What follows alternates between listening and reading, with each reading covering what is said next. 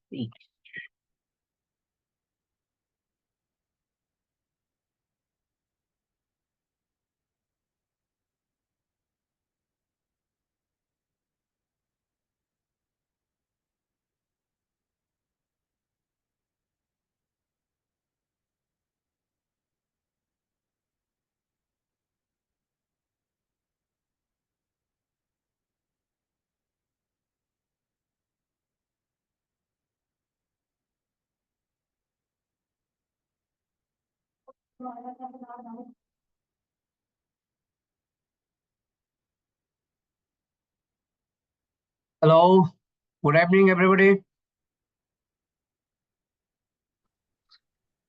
আদাব স্যার। ভালো আছেন? স্যার ওকে, আছে। নমস্কার স্যার। নমস্কার।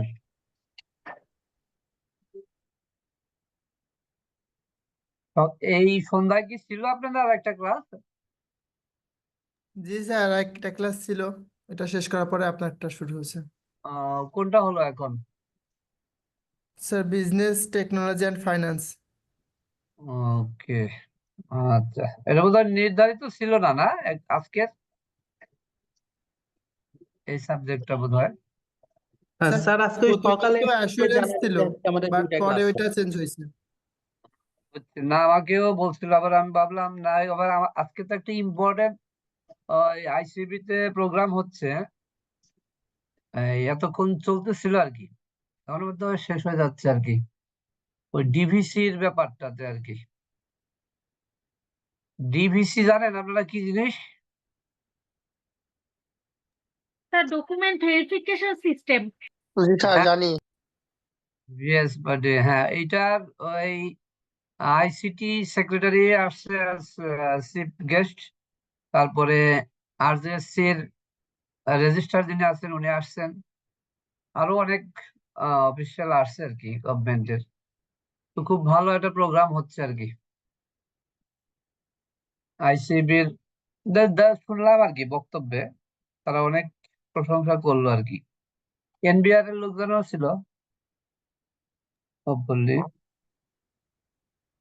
তো স্যার আমাদের এই যে অডিট যে রিপোর্টটা, এই নাম্বার একটা থাকে অটোমেটিক, এখন এটা আরজেএসসি তে আপনার আরজেএসসি, তারপরে এনবিআর এবং অন্যান্য জায়গাগুলোতেও যেখানে যেখানে দরকার, অনলাইনে ওই নাম্বার দিয়ে আপনার রিপোর্ট তারা নিতে পারবে, অডিট রিপোর্ট বা এরকম সিস্টেম করতে যাচ্ছে আর কি। সো দ্যাট কোনো ভুয়া রিপোর্ট যাতে আর জেনারেশন না হয়, যেগুলো আগে হতো আর কি। কি আরাম এবার। This is very very important, মানে for the ICAB as well as for the CA profession.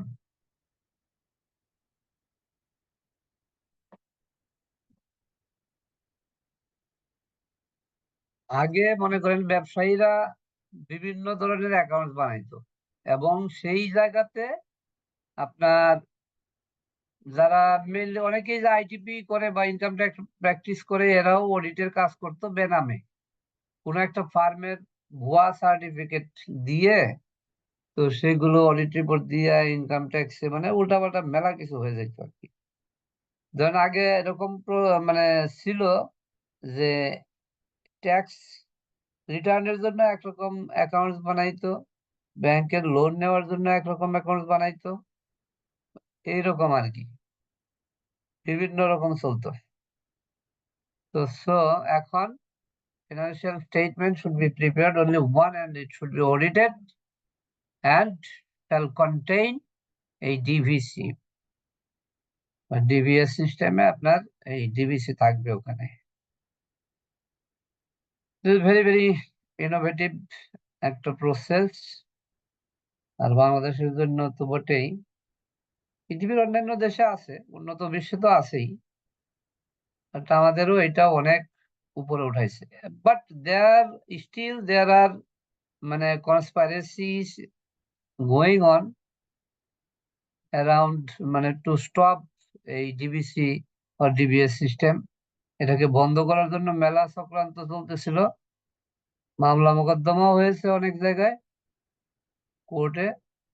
তো তারপরেও মানে এটা ইট it got further development.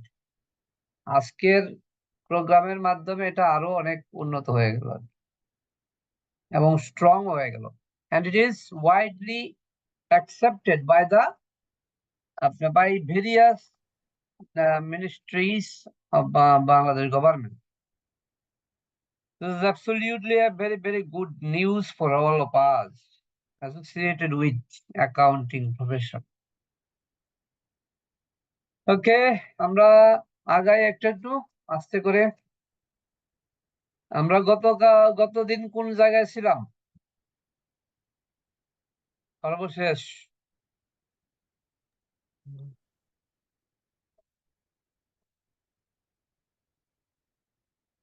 Private versus public company, এগুলো আমরা জানছি, তাই না? জি স্যার। ওকে, দেন আসছে আপনার difference between partnership and companies. Partnership, আপনারা তো ফার্মে আছেন, পার্টনারশিপ ফার্মে আপনাদের ফার্ম সম্বন্ধে কি ধারণা আছে মোটামুটি? এই পার্টনারশিপ মানে কি তারা কিভাবে তাদের গঠনতন্ত্র বা অন হোয়াট, একজন কেউ বলতে পারেন যে পার্টনারশিপ ফার্ম এর মূলটা কি, বেসটা কি, মূল বেসটা কি? How a partnership firm run, how a partnership firm runs, on what? Sir এগ্রিমেন্টের বেসিসে। এগ্রিমেন্ট? কোন এগ্রিমেন্ট?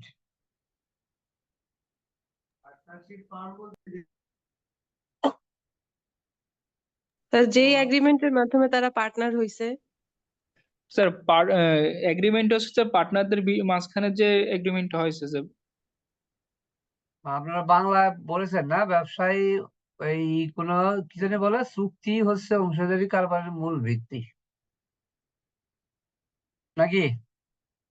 জি স্যার। জি স্যার। এটাই তো জানি। এইটাই হচ্ছে গিয়া মূল, হচ্ছে agreement between or among the partners.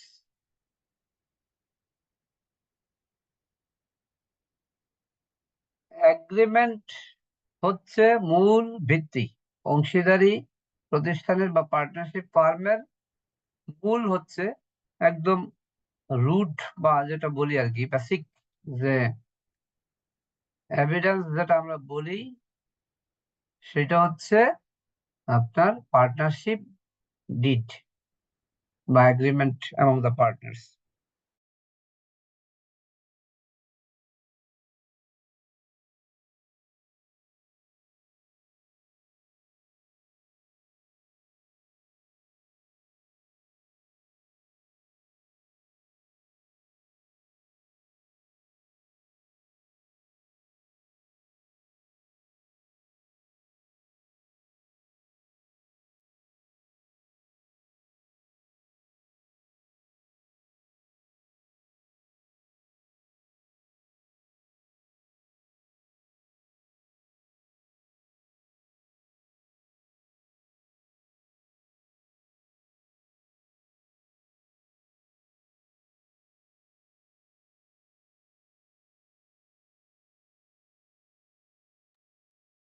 Sir কি কন্টিনিউ করতেছেন? কিছু শুনতেছি না।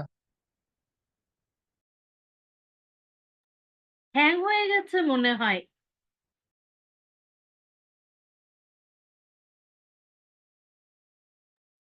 আই থিঙ্ক কারো একজন মানে জানানো উচিত স্যারকে যে স্যারের স্যারই নাই, স্যার মেবি ডিস্ট্রাক্ট হয়ে গেছে। আচ্ছা স্যার আগের দিন আচ্ছা কোন পর্যন্ত কি শেষ করছিল কেউ কি বলতে পারবেন?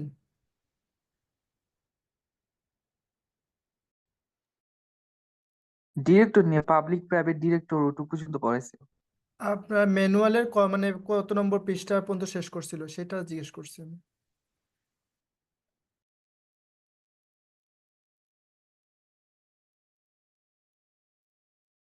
ওটা এক্স্যাক্টলি বলতে পারবো না, কারণ ম্যানুয়ালটা বুঝতেছি না সাবজেক্ট কখন কোথায় ধরতেছে।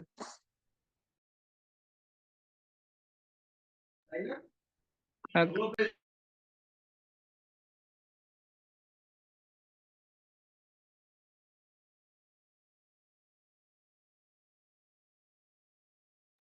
স্যার আগের দিন থরো একটা ধারণা দিয়েছে, এটা কোনো স্পেসিফিক কোনো চ্যাপ্টার নিয়ে স্যার কথা বলে নাই। স্যার আরজিএসসি নিয়ে কথা বলছে, এরপর কোম্পানি অ্যাক্ট নিয়ে কথা বলছে, পার্টনারশিপ নিয়ে কথা বলছে, ডিরেক্টর এবং হচ্ছে ইন্ডিপেন্ডেন্ট ডিরেক্টর এসব নিয়ে কথা বলছে। কোনো স্পেসিফিক চ্যাপ্টারে স্যার কোনো ডিসকাস করে নাই, ওভারঅল একটা আমাদের থরো ধারণা দিচ্ছে স্যার ক্লাসে। তা নিউটন হচ্ছে না কেন? ই আল্লাহ, কি অবস্থা!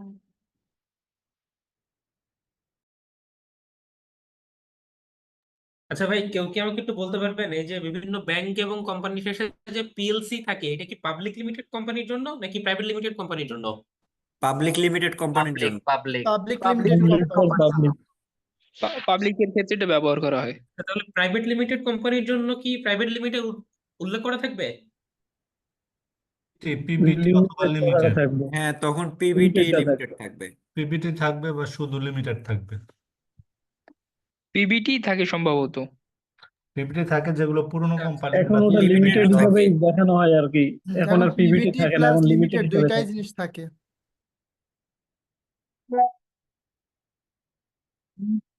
পাবলিক কোম্পানিতে ভাই ওই পিএলসি লেখাই থাকবে, মানে যেগুলো পাবলিক ওইগুলো পিএলসি লেখা থাকবে।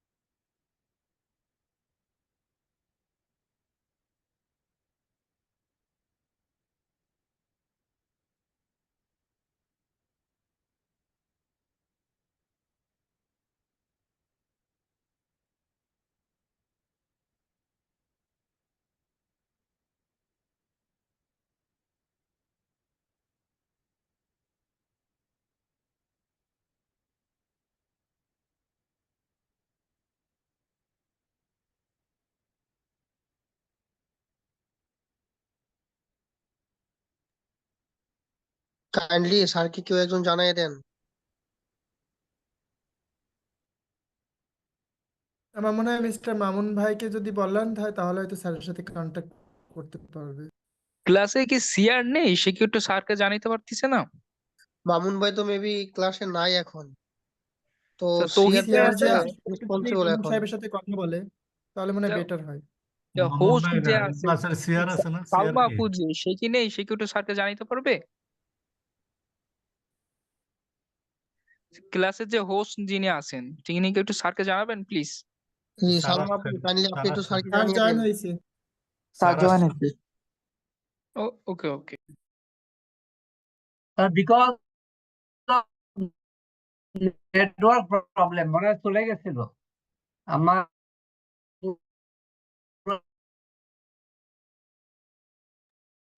স্যার এখনো মেবি ঠিক হয় না, এখনো কথা বেজে বেজে আসতেছে।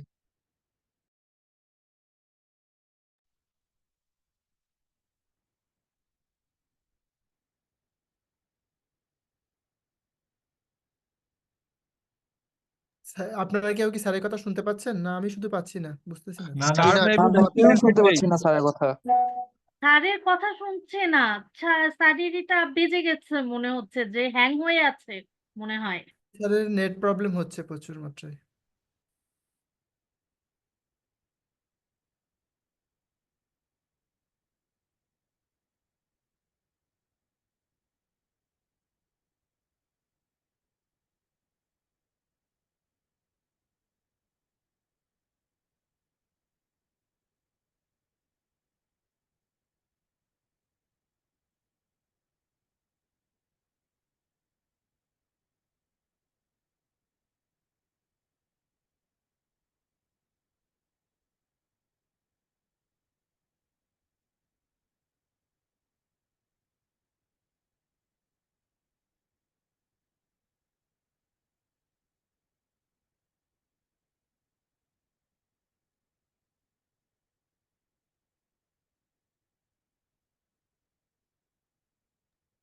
ভাই স্যার কি আসবে আজকে?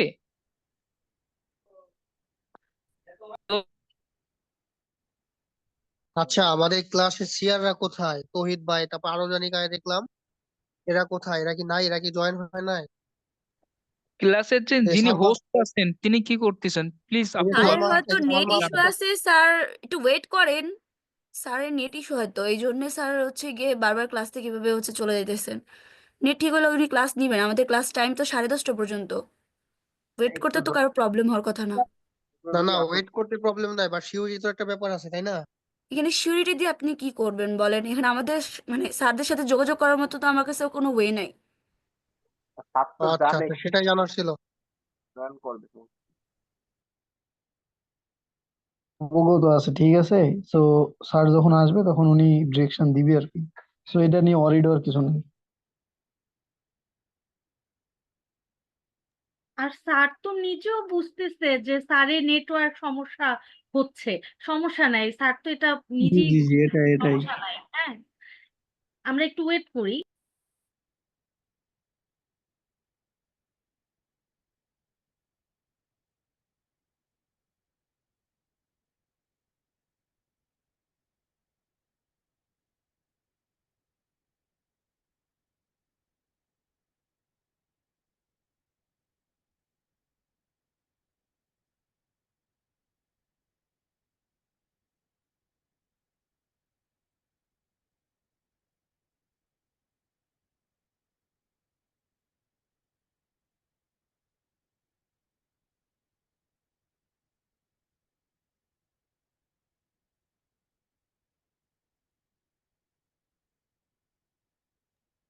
ভাই কেউ কি আমাকে একটু প্রসপেক্টাস সম্পর্কে একটু বুঝায় বলবেন? আমি এই জিনিসটা ঠিক বুঝতে পারছি না।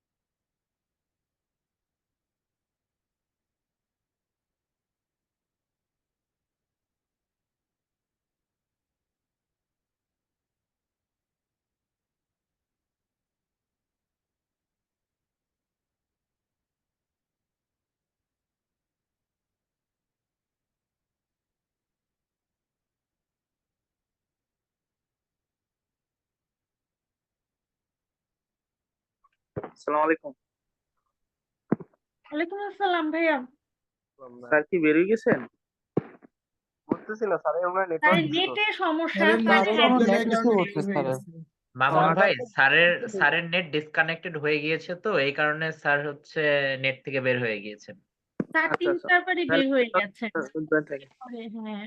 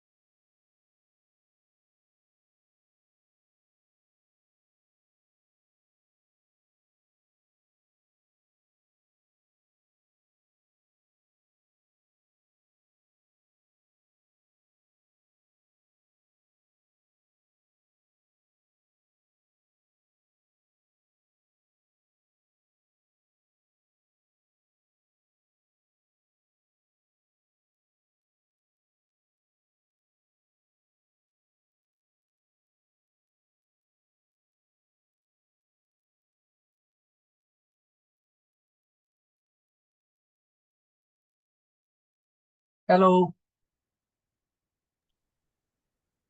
জি স্যার জি স্যার এখন আমরা সবাই শোনা আছি। যাচ্ছে। আমি শুনতে একটা হচ্ছিল। শাটডাউন দিয়ে আবার রিওপেন করে নিলাম, মানে খুব ঝামেলা করছিল কয়েক I am so sorry for that. However আমরা আসি No, ফিরে। it's okay. তাহলে আমরা জানলাম যে কোম্পানি তো একটা registration with the register office না হলে কিন্তু কোম্পানি শুরু হচ্ছে না। সেই ক্ষেত্রে আপনার আমাদের পার্টনারশিপ ফার্মের ক্ষেত্রে কি হচ্ছে? পার্টনারশিপের ক্ষেত্রে তো registration is not mandatory, but among the partners or between the partners,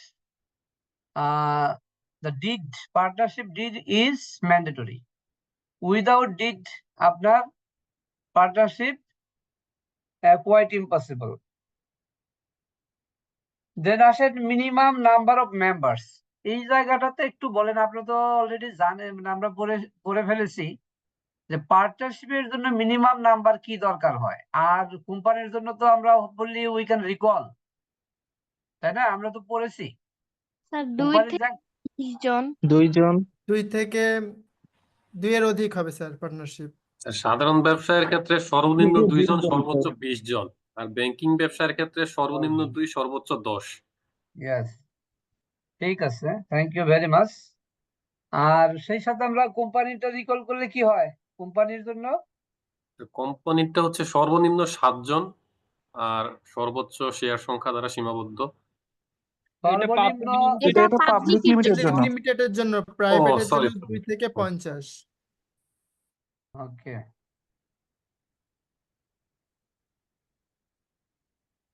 ঠিক আছে। দেন আমরা ম্যাক্সিমাম নাম্বার অফ মেম্বার্স তো আমরা জানলাম, এটা অলরেডি বলেই ফেলছেন এর মধ্যে, তাই না? ব্যাংকিং ব্যবসায় ম্যাক্সিমাম কত? 10, তাই তো? পার্টনারশিপ জি স্যার। স্যার 10। 10 জন, সর্বনিম্ন 2 জন, সর্বোচ্চ 10 জন।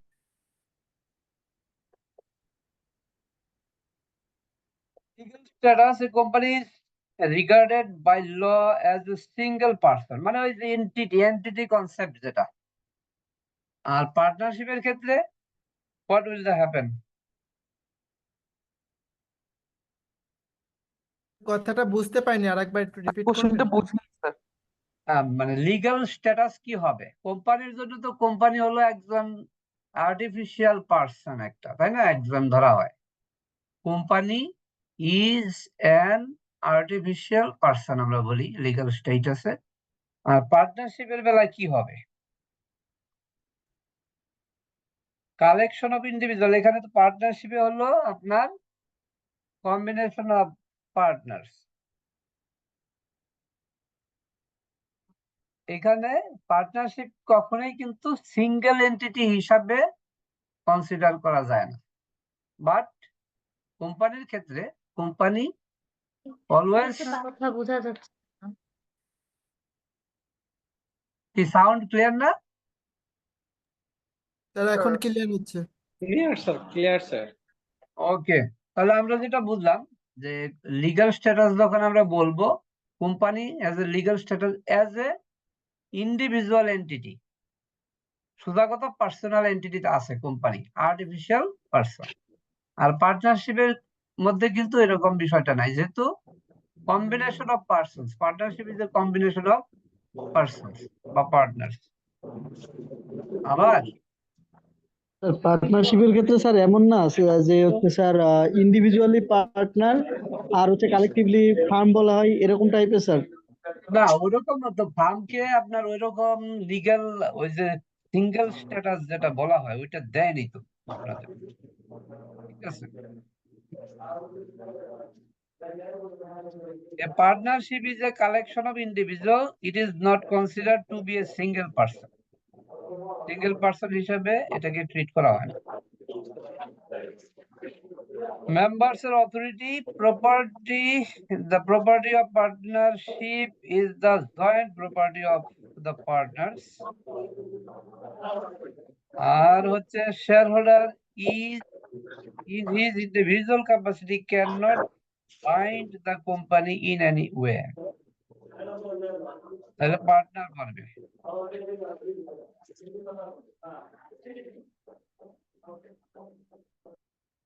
Shareholder of a company can enter into contracts with the company and can be an employee of the company. Partners can contract with other partners but not with the firm as a whole.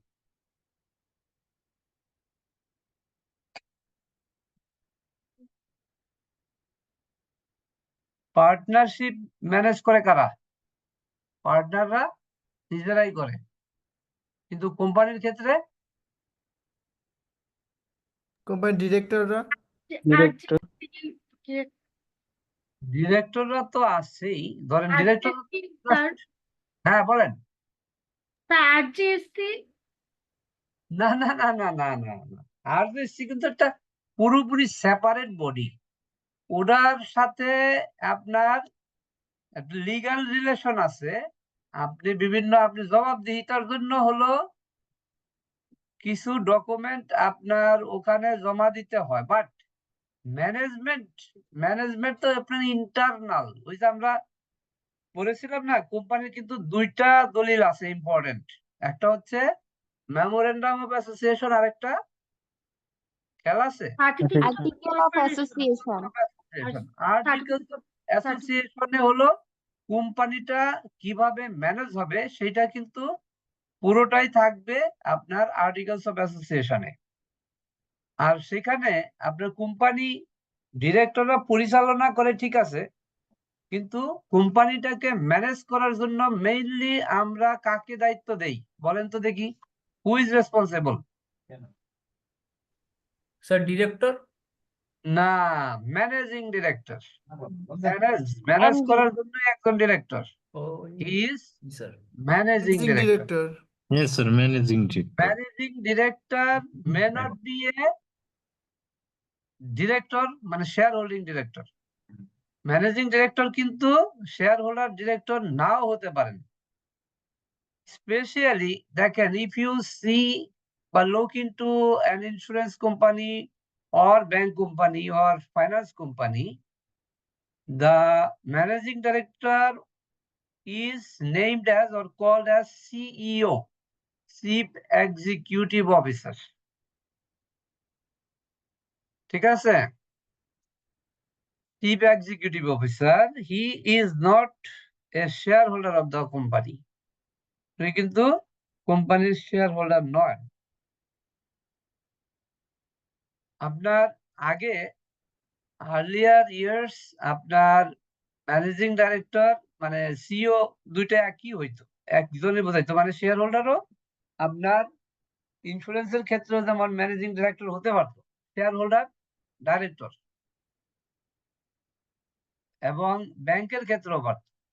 বর্তমানে ইন্স্যুরেন্সের ক্ষেত্রে মানে পুরোপুরি আপনার কোনো যিনি যাকে managing director বলা হবে, বাট ম্যানেজিং মানে ইন্স্যুরেন্স অ্যাক্ট অনুযায়ী ম্যানেজিং ডিরেক্টর বলা হয় না, ওনাকে বলা হয় মুখ্য নির্বাহী কর্মকর্তা বা চিফ এক্সিকিউটিভ অফিসার, এবং he would be an employee of the company.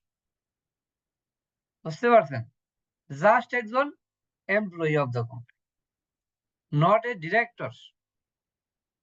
যারা মালিক, হ্যাঁ, তারা নয়, তাদের মধ্য থেকে কেউ নয়, বাইরের থেকে হইতে হবে।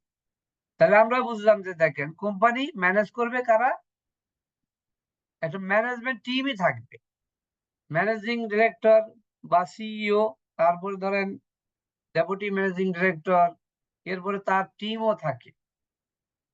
এর সাথে ধরেন ফাইন্যান্স দেখে সিএফও, লিগ্যাল ম্যাটার্স গুলো দেখে কে, লিগ্যাল ম্যাটার্স গুলো কে দেখে কোম্পানিতে,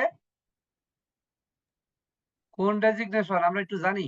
স্যার কনসালটেন্ট। না না, কেন রে ভাই, ল কনসালটেন্ট তো পরে ডিপার্টমেন্ট থাকে একটা কোম্পানিতে, তো ল ডিপার্টমেন্ট তারাই দেখে।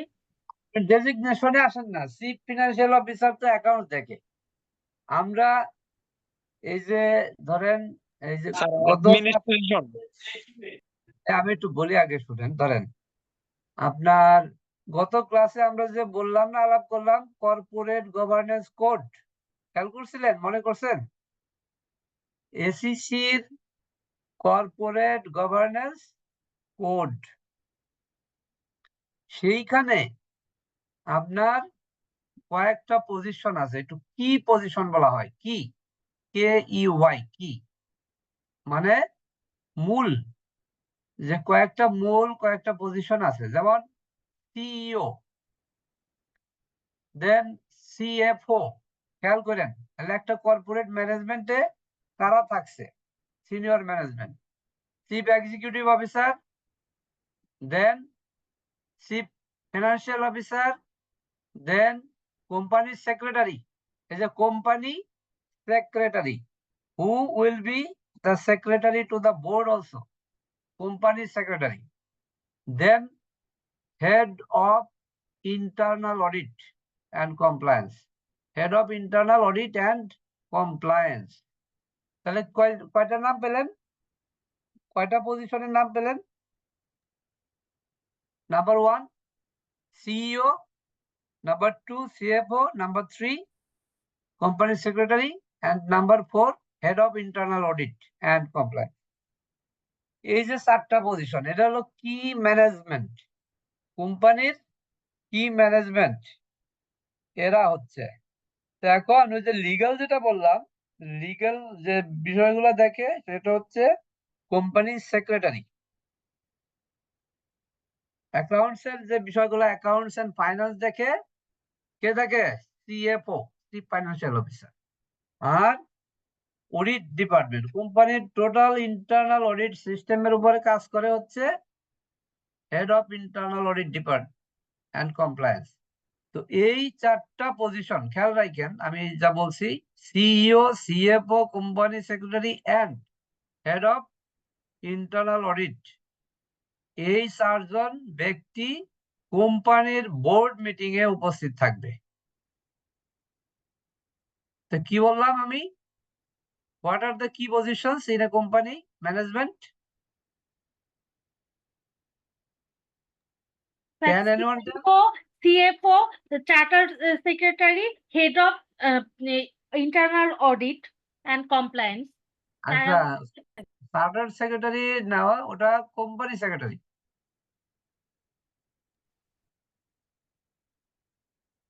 ঠিক আছে, CEO, CFO, company secretary and head of internal head audit. of internal audit. তাহলে এরা হচ্ছে আপনার কোম্পানির সিনিয়র ম্যানেজমেন্ট। ঠিক আছে? তা ওভারঅল আপনার কোম্পানিটা আবার পরিচালনা করে কারা? ডাইরেক্টরস। ডাইরেক্টররা কি করে মূলত? ওরা হলো ডাইরেক্টররা হলো ইয়ের মতো, এই যে সংসদের আপনার এমপিদের মতো, তাই না? তারা নীতির উপর কথাবার্তা বলে এবং how the company will run সেটার নীতি নির্ধারণ করে সিইওর কাছে বা ম্যানেজিং ডাইরেক্টরের কাছে এগুলা পাস করে দেয়। ম্যানেজিং ডাইরেক্টর তার টিম নিয়ে সেগুলাকে বাস্তবায়ন করে। This is how company works.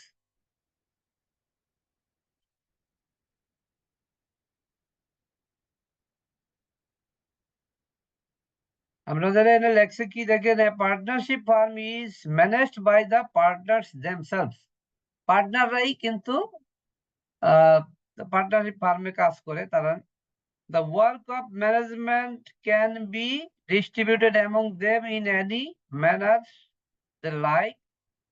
R company তো বললাম, a company is managed by the board of directors or whole-time directors or managing director or manager who are selected in the manner provided by the act. A shareholder as such cannot participate in the management. এই যে একটা কথা বললো আপনার, এইটার সাথে I do not agree. 7 নম্বরে আপনাদের সাথে আছে না ম্যানুয়ালটা? আছে স্যার। এই যে এখন দেখেন জি পেজ স্যার। নাম্বার 9-এর 7-এর উপরে আগে একদম টপে দেখেন, লাস্ট লাইনটা দেখেন, a share holder as such cannot participate in the management. একদিকে ঠিক আছে, আবার আরেকদিকে ভুল আছে। যদি আমি বলি দেখেন, প্রথমে বলছে a company is managed by the board of directors. যদি এই কথা সত্য হয়, বোর্ডের যে ডাইরেক্টর যারা আছে তারা প্রত্যেকেই প্রথমে কিন্তু শেয়ার হোল্ডার। ধরতে পারছেন? জি স্যার। তাহলে তাহলে এই যে মানে আপনার বক্তব্যটা যে শেষে বলে গেল, a share holder as such cannot participate in the management, তাহলে কি ঠিক হইলো? না স্যার। এখানটা একটু ঘোরায় বলতে হবে। মানে সচরাচর যাদেরকে আমরা শেয়ার হোল্ডার বুঝি, মনে করেন এটা বুঝাইছে, একটু লেখাটা একটু দুর্বল হয়ে গেছে এই জায়গাতে। মানে জেনারেলি একজন শেয়ার হোল্ডার, জেনারেল শেয়ার হোল্ডাররা বলতে পারেন, জেনারেল শেয়ার হোল্ডাররা মানে সচরাচর কোম্পানি ম্যানেজমেন্টে ঢুকতে পারেন না, পার্টিসিপেট করতে পারেন না, আদার দেন দ্য ডাইরেক্টর। যদি এটা বলতো তাহলে ঠিক আছে।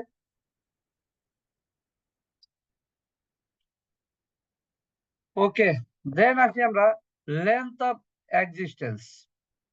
লেন্থ অফ এক্সিস্টেন্স এটা কি বুঝাবেন আপনি বলেন তো দেখি? পার্টনারশিপ কি?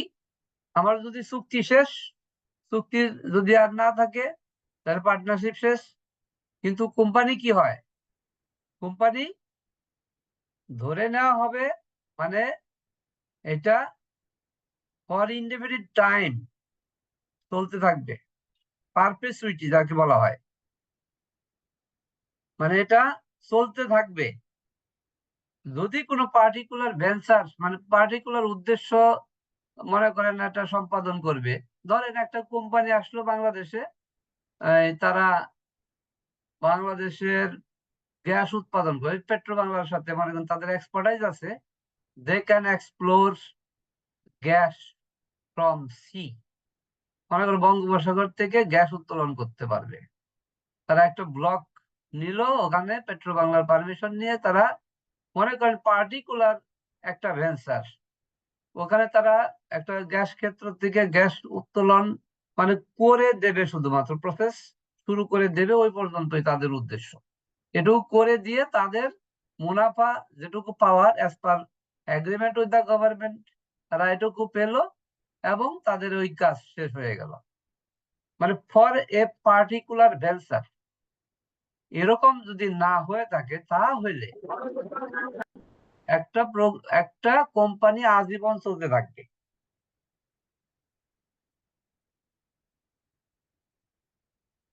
লায়াবিলিটি অফ মেম্বার্স, কোম্পানির ক্ষেত্রে যদি মনে করেন লিমিটেড লায়াবিলিটি থাকে সেক্ষেত্রে কি বুঝাইছি আমরা, একজন একজন শেয়ার হোল্ডারের কতটুকু দায় থাকবে if it is a limited company. তার শেয়ার পর্যন্ত। কতটুকু শেয়ার আছে? মনে করেন একটা এখন আমাদের কিন্তু এখন আপনাদের মনে রাখতে হবে প্রতি শেয়ারের মূল্য কিন্তু 10 টাকা বর্তমান সময়ে, ঠিক আছে। আমাদের প্রতিটা শেয়ারের মূল্য হচ্ছে 10 টাকা। সে আমি একটা শেয়ার হোল্ড করি, তাহলে আমি এই 10 টাকার একটা শেয়ার কোম্পানির আছে, এই শেয়ারটা আমি হোল্ড করি, এই শেয়ারের মালিক আমি। তো কোম্পানির লায়াবিলিটি যতই যাই হোক না কেন আমার এই 10 টাকা পর্যন্তই কোম্পানি, মানে আমাকে ধরেন আমি তো 10 টাকা দিচ্ছি কোম্পানিতে, তাই না? যাবতীয় লায়াবিলিটি যাই থাকুক না কেন আমি আমার জিরো হয়ে যেতে পারে, আমি আর শেয়ার হোল্ডার নাও থাকতে পারি, বাট আমার 10 টাকার বাইরে আর কোনো টাকা আমি দিতে পারবো না, দিব না, মানে দিতে হবে না, সোজা কথা। তার মানে হলো আমার শেয়ারের যতটুকু টাকা আমি পে করছি অতটুকুই আমার লায়াবিলিটি থাকবে, এর বাইরে আর হবে না। এটা লিমিটেড লায়াবিলিটি।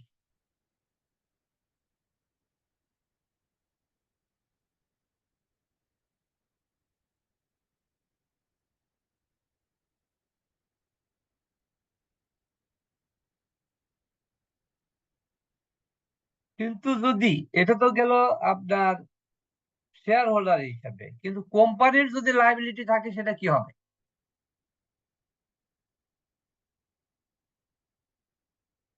কোম্পানির লায়াবিলিটি থাকবে, কোম্পানির আবার অ্যাসেটও তো থাকছে, তাই না? তা কোম্পানির ক্ষেত্রে লায়াবিলিটি বলতে আমরা কি বুঝবো? দেখেন creditors of a firm are creditors of the individual partners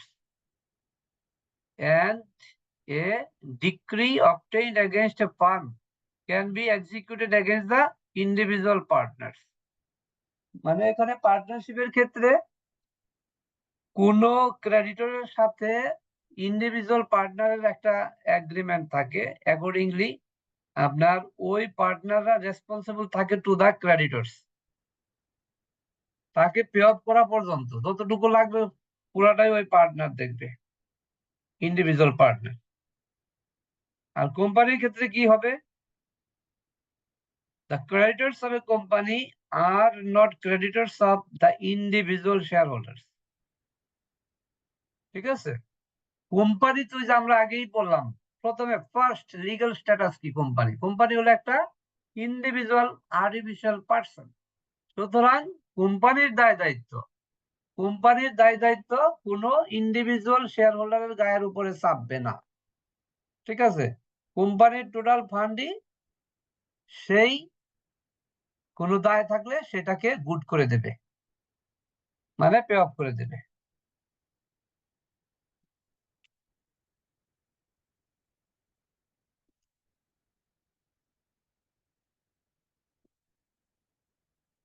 ট্রান্সফারেবিলিটি, কোম্পানির ক্ষেত্রে কি হয়? কোম্পানির share holder can transfer his share to another person. সে যে জীবনেও কোনোদিন কোম্পানির শেয়ার হোল্ডার ছিল না, সে যদি তাকে যদি ট্রান্সফার করে কোনো শেয়ার হোল্ডার, তাহলে ওই যাকে ট্রান্সফার করা হলো সে কোম্পানির শেয়ার হোল্ডার মালিক হয়ে যাবে। কিন্তু পার্টনারশিপের ক্ষেত্রে আপনার ট্রান্সফারেবল নয় পার্টনারশিপ, কারণ হলো আমরা জানি এগ্রিমেন্টের মাধ্যমেই পার্টনারের জন্ম হবে। সুতরাং একজন পার্টনার যদি পার্টনারশিপে না থাকতে চান তাহলে কি দাঁড়াবে বলেন তো দেখি। এখানে আপনাদের এক্সপার্টাইজ দেব। মনে করেন একটা ফার্মে 3 জন পার্টনার আছে, 1 2 3 পার্টনার দেয়ার আর, তাহলে 3 জন পার্টনারদের মধ্যেই কিন্তু এগ্রিমেন্ট আছে। তাহলে what would happen if one partner dies? তাহলে কি দাঁড়াবে?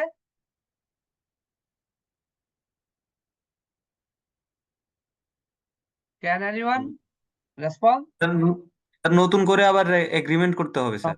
তার মানে আপনাকে নতুন করে এগ্রিমেন্টের আগে আপনাকে বলতে হবে যে দ্য এগ্রিমেন্ট ইজ গন, সোজা কথা, শেষ। একজন মারা গেল মানে কি, পুরোনো যে এগ্রিমেন্টটা ছিল সেটা কিন্তু শেষ হয়ে গেল, ইট ওয়াজ নো মোর।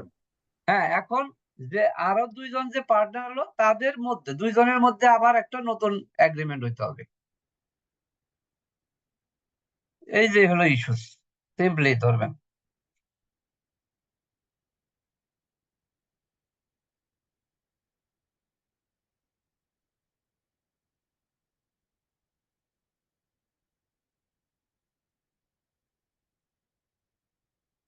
এখন ওই যে ম্যাডাম বলছিলেন যে ম্যানেজমেন্টের ক্ষেত্রে আরজেএসসি, তাই না?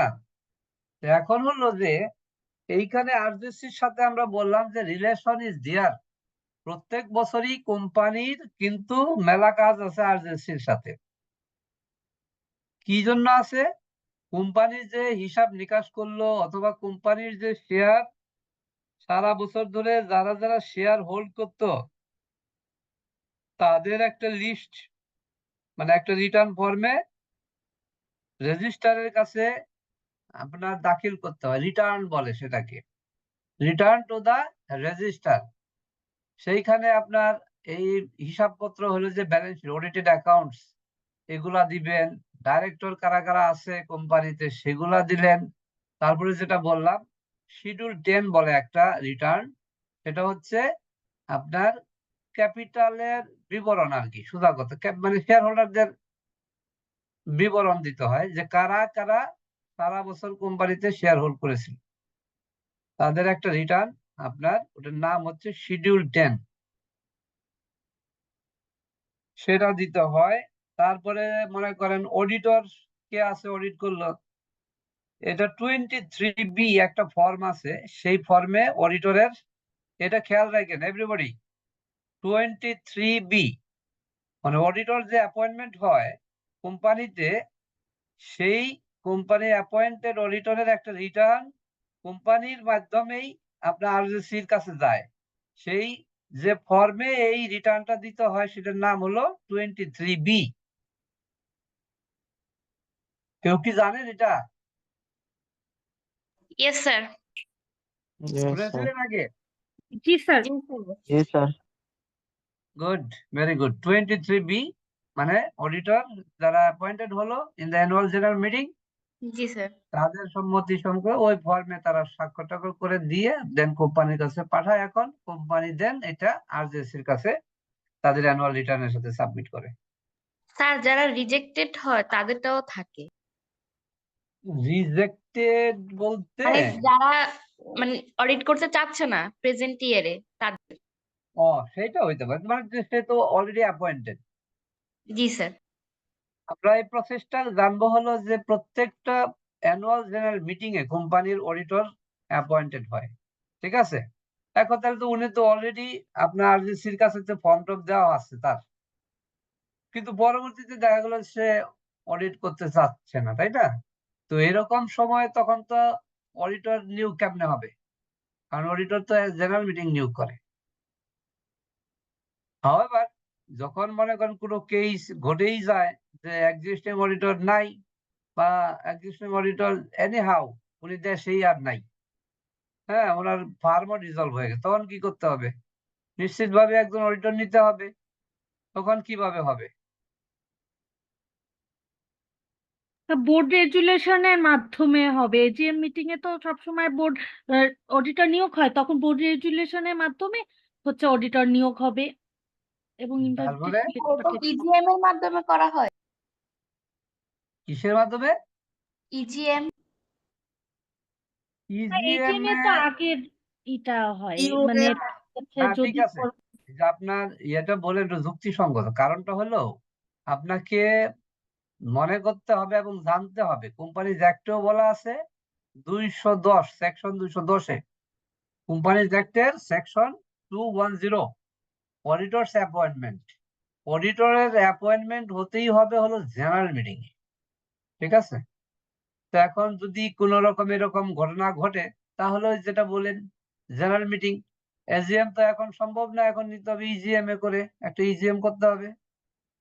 ইজিএম করে, কারণ জেনারেল মিটিং ছাড়া অডিটরস অ্যাপয়েন্টমেন্ট, হ্যাঁ, এবং অনেক সময় হইতে পারে যখন গভর্নমেন্ট নিয়োগ দিতে পারে, ওটা স্পেশাল কেস।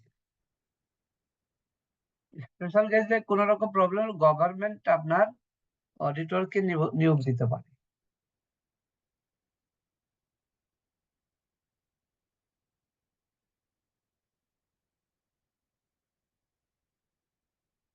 আপনার প্রাইভেট কোম্পানিকে কিভাবে পাবলিক কোম্পানিতে রূপান্তর করা যাবে?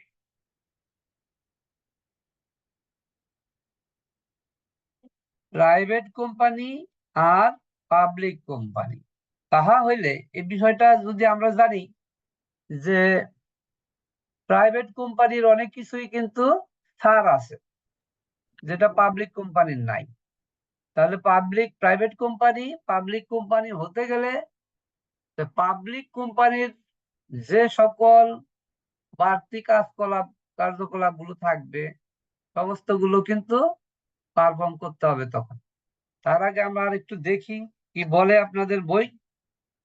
এ private company having at least 7 members, private company যার কমপক্ষে 7 জন মেম্বার আছে। তার মানে হলো কি, দেখেন খেয়াল করবেন খুব গুরুত্ব সহকারে, তাহলে একটা পাবলিক কোম্পানির minimum number of share holder কত? 7 জন। 7 জন স্যার। তাই না? তাহলে যে প্রাইভেট কোম্পানির নাম্বার কমপক্ষে 7 জন আছে তারা কনভার্ট হইতে পারবে, এটা হলো প্রাইমারি শর্ত গেল। তাহলে কি করতে হবে? altering its articles in such manner that they no longer include the provisions which under clause of subsection 1 of section 2 of the Companies Act are required to be included in the articles of a company in order to constitute it a private company. যদি আপনাদের আপনার ওই দিন আমরা বলেছিলাম যে কয়টা জিনিস কিন্তু আমরা প্রাইভেট কোম্পানির ক্ষেত্রে আর্টিকেলে থাকবে না, সেটা আমরা বলেছিলাম না, এরকম কিছু মনে আছে?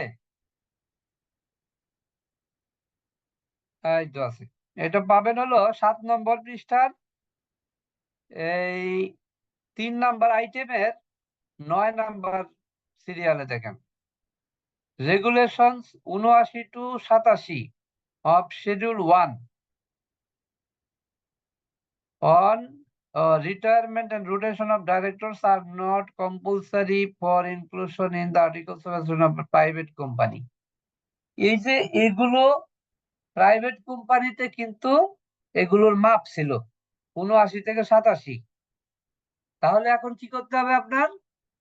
যখন আপনি প্রাইভেট কোম্পানিকে কনভার্ট করব টু এ পাবলিক কোম্পানি, তখন এইগুলোর এই রেস্ট্রিকশনটা কিন্তু তখন উঠে যাবে। তার মানে সমস্ত গুলোই আপনার শিডিউল 1 এর সমস্ত আর্টিকেলই আপনার জন্য প্রযোজ্য হবে। তার মানে আপনার আর্টিকেলস, প্রাইভেট কোম্পানির আর্টিকেলস অফ অ্যাসোসিয়েশনটা আপনাকে এমন ভাবে তৈরি করতে হবে যাতে এই যে রেস্ট্রিকশন যেটা ছিল সেইগুলোকে আপনার এখানে ইনক্লুড করতে হবে নতুন করে।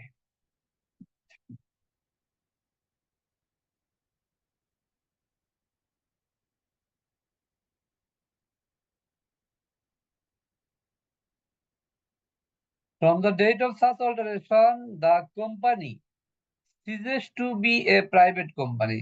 তখন থেকে যখন এই মানে পরিবর্তন করলো সেদিন থেকে আর সেটা প্রাইভেট কোম্পানি থাকলো না, and is required within a period of 30 days after the said date file with the registrar either a prospectus or a statement in lieu prospectus. From the date of such alteration, the company ceases to be a private company and is required within a period of 30 days after the said date filed with the register। তার মানে এই যে চেঞ্জটা হওয়ার 30 দিনের মধ্যে রেজিস্ট্রারের কাছে একটা প্রসপেক্টাস অথবা in lieu of prospectus, statement in lieu of prospectus, সেটা রেজিস্ট্রারের কাছে ফাইল করতে হবে। তাহলে আপনার একটা প্রাইভেট কোম্পানি পাবলিক কোম্পানিতে রূপান্তরিত হতে পারবে। তাহলে ভেরি সিম্পল ওয়েতে আমরা এখানে কয়টা বিষয় জানলাম। নাম্বার 1, একটা হচ্ছে যে প্রাইভেট কোম্পানির কমপক্ষে 7 জন মেম্বার আছে, 7 জন মেম্বার আছে, তারা কি করতে পারবে, চাইলে they can convert themselves to public company। আর কি করতে হবে, তাদের আর্টিকেলস অফ অ্যাসোসিয়েশনটাকে অল্টার করতে হবে। কি কারণে অল্টার করবেন, আপনার ওই যে কোম্পানিজ অ্যাক্টের আপনার শিডিউল 1 যেটা বলা হয়, আমি বলছিলাম আপনাদের দেন স্ট্যান্ডার্ড আর্টিকেলস। যে কোম্পানির মনে করেন নিজস্ব আর্টিকেলস অফ অ্যাসোসিয়েশন নেই, they can follow the standard articles of association as schedule 1। আপনার কোম্পানিজ অ্যাক্টের পিছনে একদম সেকশন 404, 404টা ধারা আছে কোম্পানিজ অ্যাক্টে। আমি যেটুকু রিকল করতে পারি 404টা ধারা মনে হয়। তো এর বাইরে মানে পিছনে আপনি দেখবেন যে শিডিউল 1 থেকে শুরু করে অনেকগুলো শিডিউল আছে। তো সেই শিডিউল 1 হচ্ছে গিয়া standard articles of association of A public company. তো এখন প্রাইভেট কোম্পানির আর্টিকেলস অফ অ্যাসোসিয়েশন থেকে যেটা বলা হলো যে আপনার আর্টিকেল 79 থেকে 87, এই শিডিউল 1 এর 79 থেকে 87, তার মানে কয়টা হলো, 9টা। এই 9টা আর্টিকেল প্রাইভেট কোম্পানির আর্টিকেলস অফ অ্যাসোসিয়েশনে ছিল না। তো এখন আপনার এই 9টা আর্টিকেল আবার ওখানে যোগ করতে হবে। আর একটা কাজ করতে হবে কি, আপনার যখন এই অল্টারেশনটা করে ফেললো আর্টিকেলের, তখন তারা কি হয়ে গেল, পাবলিক কোম্পানি হয়ে গেল। তো পাবলিক কোম্পানি হয়ে যাওয়ার পরে কি করতে হবে, উইদিন 1 মান্থ, খেয়াল করেন, পাবলিক কোম্পানিতে অল্টার হওয়ার উইদিন 1 মান্থ কি করতে হবে, একটা ফাইল আরজেসির কাছে দাখিল করতে হবে। সেটা কি জিনিস, একটা প্রসপেক্টাস অথবা statement in lieu of prospectus. এবার বলেন তো, একজন বলেন, একদম সুন্দর করে বলেন, how a private company convert itself to a public company. একজন বলেন, সুন্দর করে বলবেন।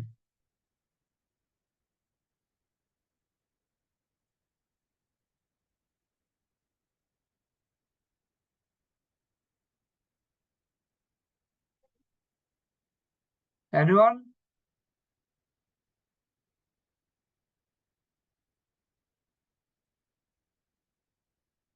Hello, can you hear me? বুঝতে জি স্যার, পারছেন? জি স্যার।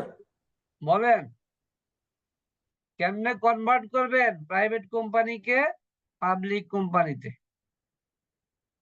বলেন তো দেখি। ছোট্ট জিনিস, কিন্তু আমি বললাম আপনাদের মুখস্থ হয়ে যাওয়ার কথা এখন।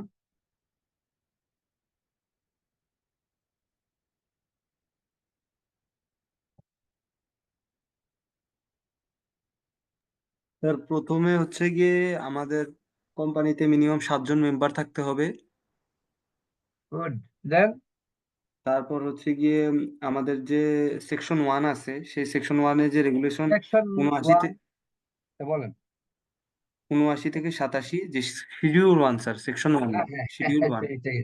Schedule sorry 1, sir. শিডিউল হ্যাঁ, 1। ওইটা আমাদের স্যার ফিল আপ করতে হবে এবং আর্টিকেল অফ অ্যাসোসিয়েশনে ওইটাও আসবে হ্যাঁ, যে যখন আর্টিকেলস অফ অ্যাসোসিয়েশনে ওই 79 থেকে 87 পর্যন্ত এই 9টা জি আর্টিকেল ওখানে ইনক্লুড করতে হবে। এই কাজটা হয়ে গেলেই আপনি পাবলিক কোম্পানিতে রূপান্তরিত হলেন।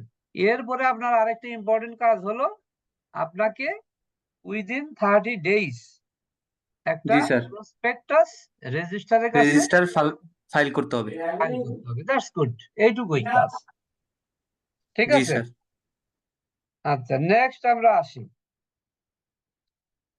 আমাদের কিন্তু কিছু টাইম নষ্ট হয়েছিল, আপনারা কি একটু এক্সটেন্ড করতে পারবেন? সেটা কন্টিনিউ করবো আমরা, ঠিক আছে? আর একটু জি যদি স্যার। পারা যায়। ওকে, স্যার একটা প্রশ্ন করতে পারি স্যার? হ্যাঁ হ্যাঁ অবশ্যই। আমি তো চাই যে আপনারা একটু কথা বলবেন, কথা না বললে তো হয় না।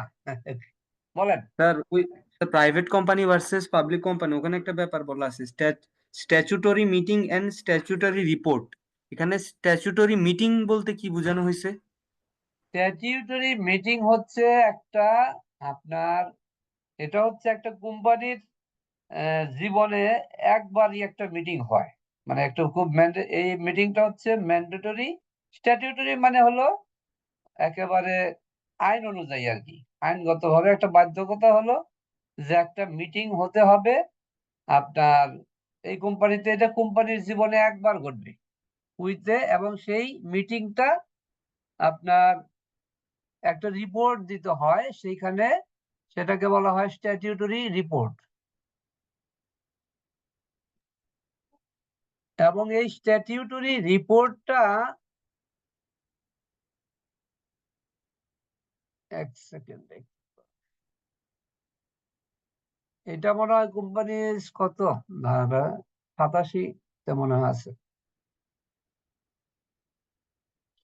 একটা meeting held in accordance with the Companies Act, this normally refers to annual general meeting. এটা প্রথম annual general meeting হবে, although it could refer to any other meeting required to be held by statute. Statutory meeting হচ্ছে এই জিনিস। আমরা একটু আপনার দেখি, দাঁড়ান ওয়েট করি, আমরা একটু আপনি যেহেতু বলছেন আমরা একটু ক্লিয়ারলি একটু ঢুকতে পারি কিনা দেখি। আমার কোম্পানিজ একটা একটু বের করে নিচ্ছি, আপনারা একটু ক্লিয়ার করে বলে দেই ভালো হবে।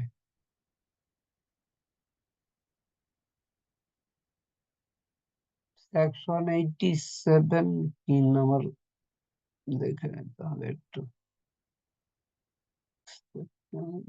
87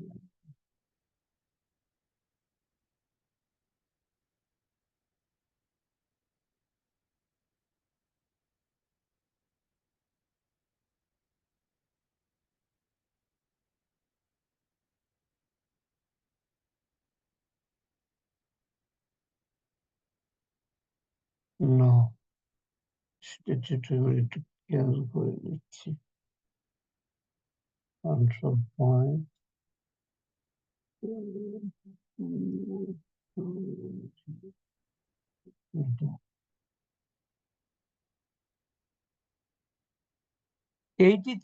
সেকশন 83 তে আছে এটা, বুঝছেন? খেয়াল করবেন, আমি তারপর আপনাদেরকে বলে রাখি। এটা সেকশন 83 হচ্ছে আপনার কোম্পানিজ অ্যাক্টের স্ট্যাটিউটরি মিটিং। এটা কখন করতে হবে?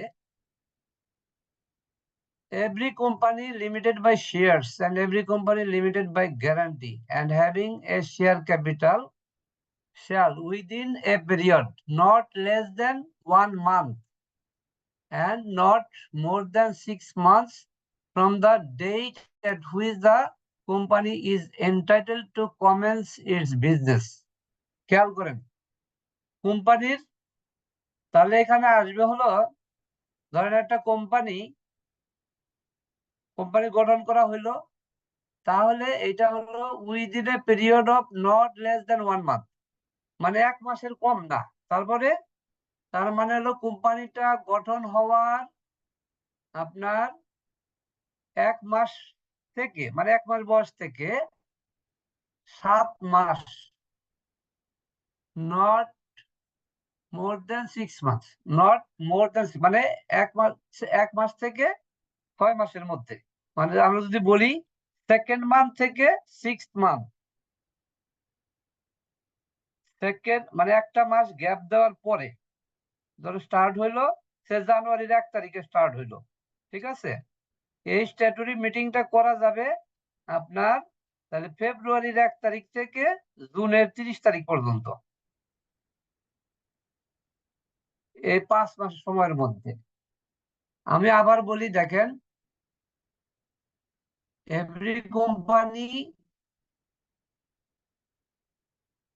within a period not less than 1 month and not more than 6 months from the date at which the company is entitled to commence business.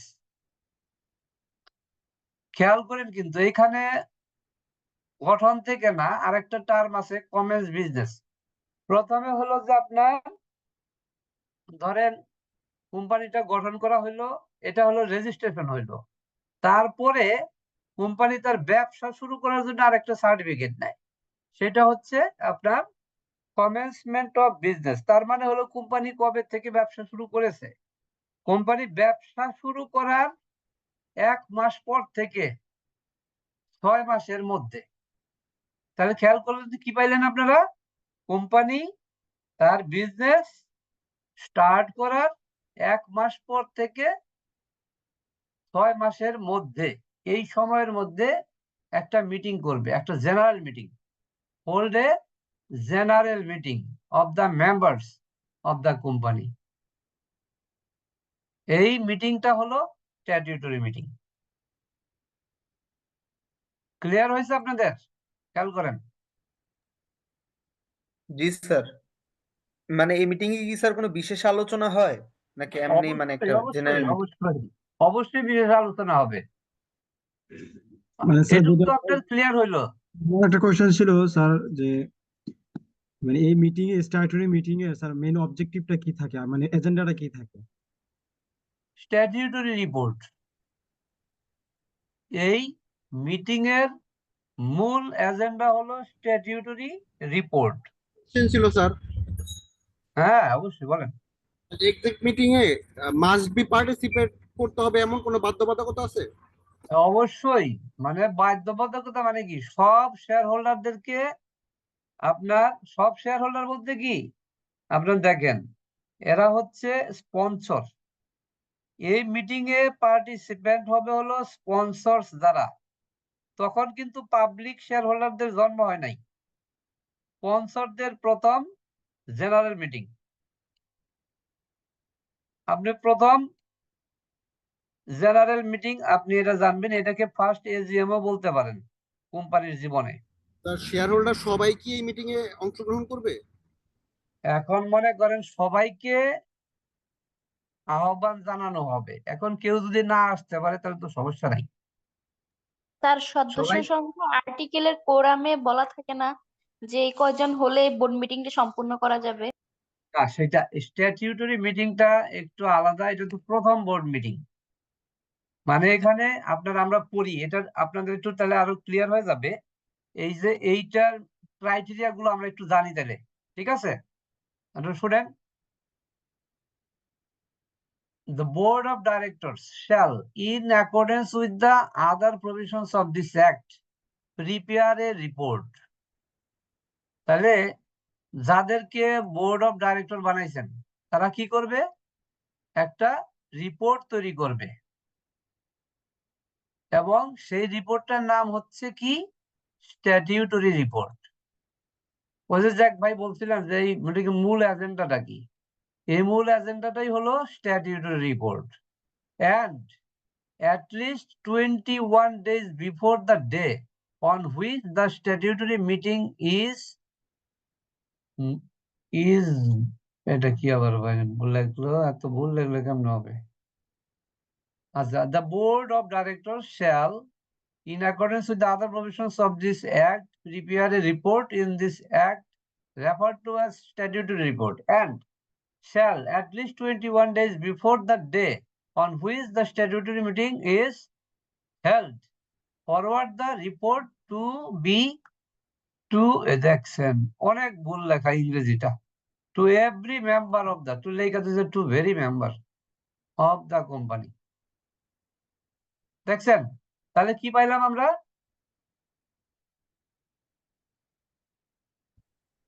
Sir এই জায়গাটা কি স্যার ওই যে ইজের পরে নটটা হবে না? না, এটা হবে is to be held, meeting is to be held. ইংরেজি তো এটা বানাইছে মানে একেবারে খুব জঘন্য অবস্থা। আমি আপনাদের আপনি তো বের করে দেখছেন তাহলে না, আমি এটাকে একটু শেয়ার করে নিই, এখানে শেয়ার করি। Hopefully you will be able to see it. একটু বড় করে নেই। ওকে, দেখেন স্যার আমাদের তাহলে একদম এই যে কোম্পানি অ্যাক্ট যেটা মানে ওটা যদি আমাদের শেয়ার করে দিতেন তাহলে বেটার হতো, মানে অর্থাৎ করে বাংলাটা করা যেত। আমরা একটু দেখি না, বাংলাটা বের করি। Let us see the Bengali one. ওটা হচ্ছে আমাদের মূল হচ্ছে তো বাংলা। কত পেজ? আমি দাঁড়ান একটু বের করে নিচ্ছি, কারণ বাংলাটা এর মধ্যে আমার কাছে ইংরেজিটা আছে আর কি, বাংলাটা বের করি।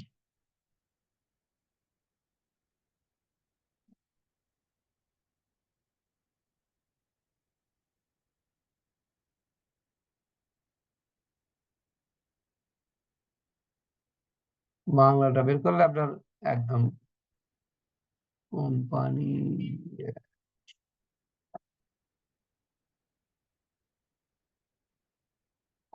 অ্যাক্ট আপনার সেকশন হইলো 83। 83 তে আমরা যাই, সংবিধিবদ্ধ সভা। এবার আপনাদের এখানে নিউ শেয়ারে যেতে হবে। এখন কি দেখতে পাচ্ছেন বাংলাটা?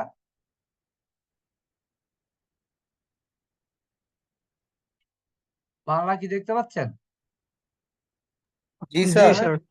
স্যার। ওকে, তাহলে এটা আমরা দেখি এখন। দেখেন শুরুর থেকেই দেখি।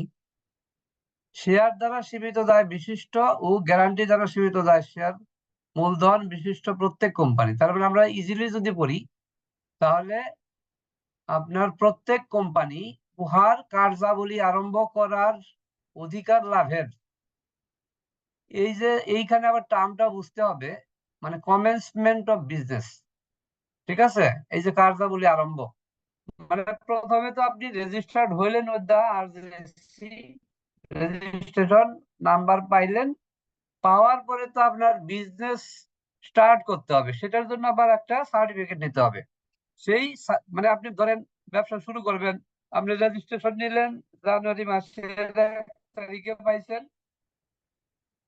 পরবর্তীতে দেখা গেল যে আপনি মার্চ মাসে গিয়া ধরেন পাইলেন ব্যবসা শুরু করার সার্টিফিকেট, মার্চ মাসের 1 তারিখে পাইলেন, তাহলে আপনাকে মার্চ মাস মানে 31 ধরেন 1 মাস পর এপ্রিল থেকে শুরু করে এপ্রিল, মে, জুন, জুলাই, অগাস্ট, তো অগাস্টের মধ্যে আপনাকে একটা মিটিং করতে হবে, যে মিটিংটার নাম হবে আপনার স্ট্যাটিউটরি মিটিং।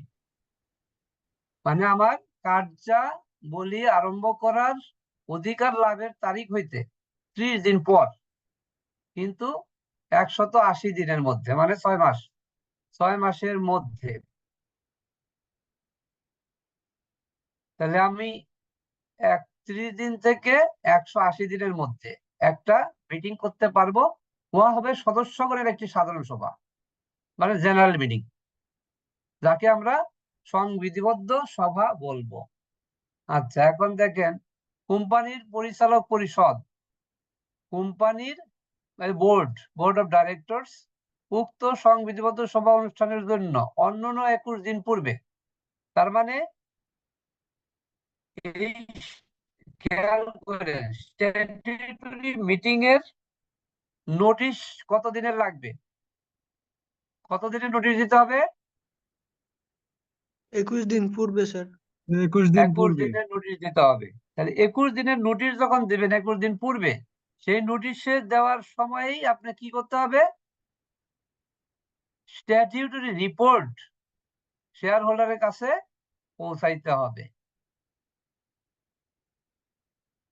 আমাদের ক্লিয়ার এই জায়গাটুকু যে আমরা তাহলে কি দাঁড়ালো আমার, আমরা যে কোনো মানে আপনার 31তম দিন বিজনেস শুরু হওয়ার 31তম দিন থেকে 180 দিনের মধ্যে এর মধ্যে যে কোনো দিনে আমরা স্ট্যাটিউটরি মিটিং ডাকতে পারি। কিন্তু মিটিংটা যখনই আমরা ডাকবো 21 দিনের নোটিশ দিতে হবে। 21 দিনের নোটিশের সাথে আমাদেরকে কি করতে হবে, স্ট্যাটিউটরি রিপোর্টটাও কিন্তু জমা দিতে হবে। না জমা দিতে হবে মানে কি, কার কাছে দিতে হবে, প্রত্যেকটা শেয়ার হোল্ডারের কাছে পৌঁছাইতে হবে। এখন খেয়াল করেন, সংবিধিবদ্ধ প্রতিবেদন উপরে নির্দেশিত সময়ের পরে প্রেরিত হওয়া সত্ত্বেও, ওই যে 21 দিনের মনে করেন যদি কম সময়ের মধ্যেও যদি আপনি প্রেরণ করেন, প্রেরিত হওয়া সত্ত্বেও যদি উক্ত সভায় উপস্থিত হওয়ার এবং ভোট দেওয়ার অধিকারী কোনো সদস্য উক্তরূপ প্রেরণ সম্পর্কে কোনো আপত্তি উত্থাপন না করেন, তাহা হইলে উহা যথাসময়ে প্রেরিত হইয়াছে বলিয়া গণ্য হইবে। মনে করেন এই ধরেন 50 জন মেম্বার আছে এবং ওনাদের মধ্যে থেকে সে 10 জনের ডাইরেক্টর বানাইছে, তাহলে 10 জন ডাইরেক্টরের মধ্যে বাকি রইল তাহলে আরো 40 জন, টোটাল নাম্বার অফ আপনার স্পন্সর ছিল 50 জন। তো এখন এই 10 জন তো যারা বোর্ডে আছে তারা কিন্তু কি করলো, স্ট্যাটিউটরি রিপোর্ট তৈরি করে কি করলো, আপনার যে মিটিং ডাকলো স্ট্যাটিউটরি মিটিং, সেই মিটিং এর 21 দিন পূর্বে যে নোটিশটা দেবে, আরো যে আপনার বাকি 40 জন তাদেরকে তো নোটিশ দেবে, তাই না? তো সবাইকেই নোটিশ দেবে, প্রত্যেক ডাইরেক্টরি পাবে আলটিমেটলি, এবং এটা 21 দিন পূর্বেই পাঠাইতে হবে along with the statutory report. এখন বলছে যে যদি এই 21 দিন পূর্বে পাঠাইতে না পারে, মনে করেন 15 দিন পূর্বে পাঠাইলো, তো অনেক সময় তো থাকে, এগুলো তো হয় না, কাগজে ফর্মালি লেখা থাকে সে 21 দিন পূর্বে নিচ্ছে, কিন্তু প্র্যাকটিক্যালি দেখা গেল যে এটা 15 দিন বা 16 দিন পূর্বে বা 14 দিন পূর্বে গিয়ে পৌঁছাইলো প্রত্যেকটা শেয়ার হোল্ডারের হাতে। এখন যদি মিটিং যেদিন হলো সেই মিটিং এ এসে যদি কোনো শেয়ার হোল্ডার এই বিষয়ে আপত্তি না তুলে যে আমি তো 21 দিন পূর্বে পাই নাই, আমি পাইছি 15 দিন পূর্বে, সুতরাং এই মিটিং হবে না, এরকম যদি কেউ না বলে তাহলে ইটস অল রাইট, কোনো সমস্যা নাই। কিন্তু যদি উঠায় তাহলে মিটিং আপনার তারা বন্ধ করতে পারে, মানে ডেফার করতে হবে, যে হ্যাঁ এটা আবার ডেফার করতে হবে, যে তোমার নোটিশ 21 দিন পূর্বেই দিতে হবে উইথ স্ট্যাটিউটরি রিপোর্ট।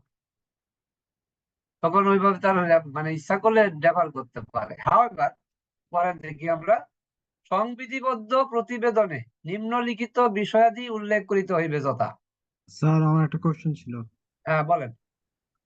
স্যার আমি যে একটু ক্লিয়ারিফাই করতে পারছি না, সেটা হচ্ছে স্যার 21 দিন পূর্বে যেইটা নোটিশটা দিবে ওইটা কি স্যার মানে এই যে স্ট্যাটুটরি মিটিং যেটা অনুষ্ঠিত হবে ওইটার জন্য ইনভাইটেশন হিসেবেও নোটিশ দিবে, নাকি না স্যার এই যে স্ট্যাটুটরি রিপোর্ট মিটিং এ যে ইয়াটা হবে ওইটার রিপোর্ট দিবে?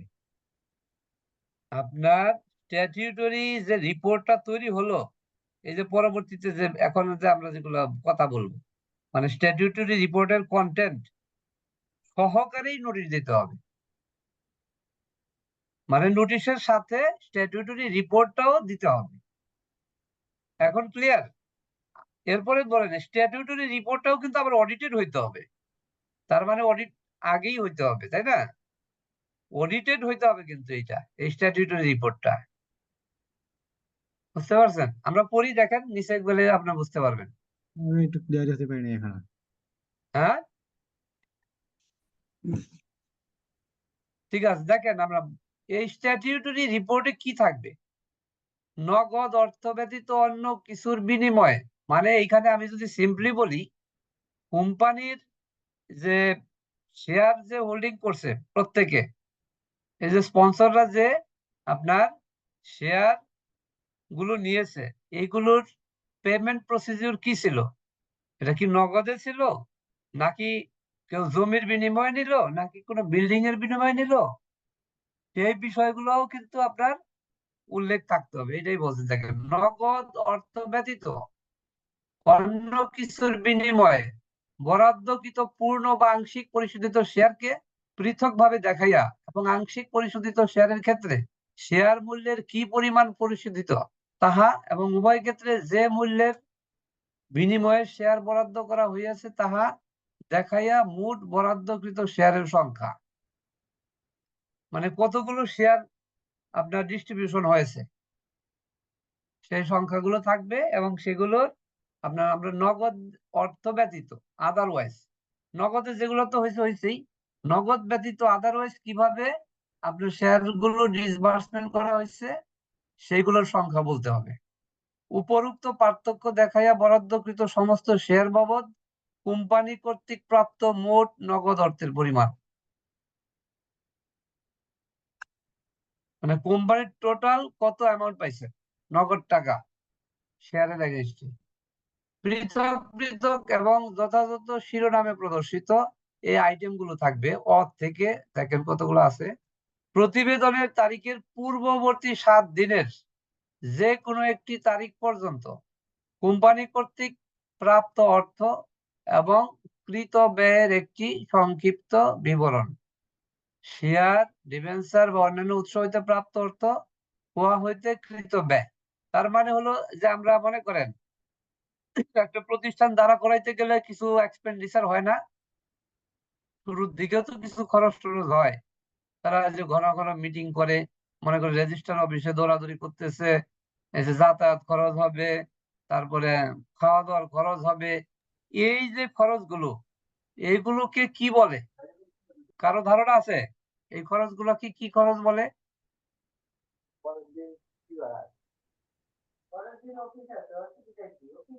স্যার প্রি কমেন্সমেন্ট এক্সপেন্স অথবা প্রিলিমিনারি এক্সপেন্স। রাইট রাইট, এটার নাম হলো প্রিলিমিনারি এক্সপেন্সেস, বলে প্রাথমিক খরচ। প্রাথমিক খরচ।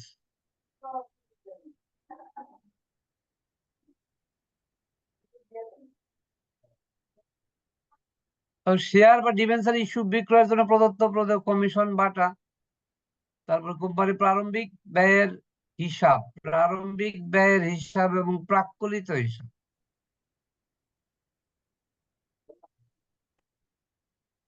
কোম্পানির পরিচালক এবং এই যে দেখেন এতক্ষণে আসছে কোম্পানির পরিচালক, মনে করলেন যে 10 জন পরিচালক আছে, তাদের এবং নিরীক্ষকের নাম, ঠিকানা, পেশা এবং উহার কোন ম্যানেজিং এজেন্ট, ম্যানেজার বা সচিব থাকিলে,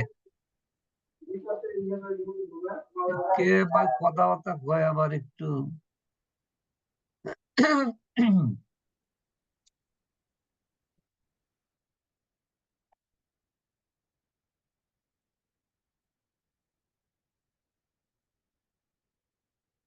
নিরীক্ষক, পরিচালকদের নামটা তো থাকছেই, দেন নিরীক্ষক কে নিরীক্ষা করছে,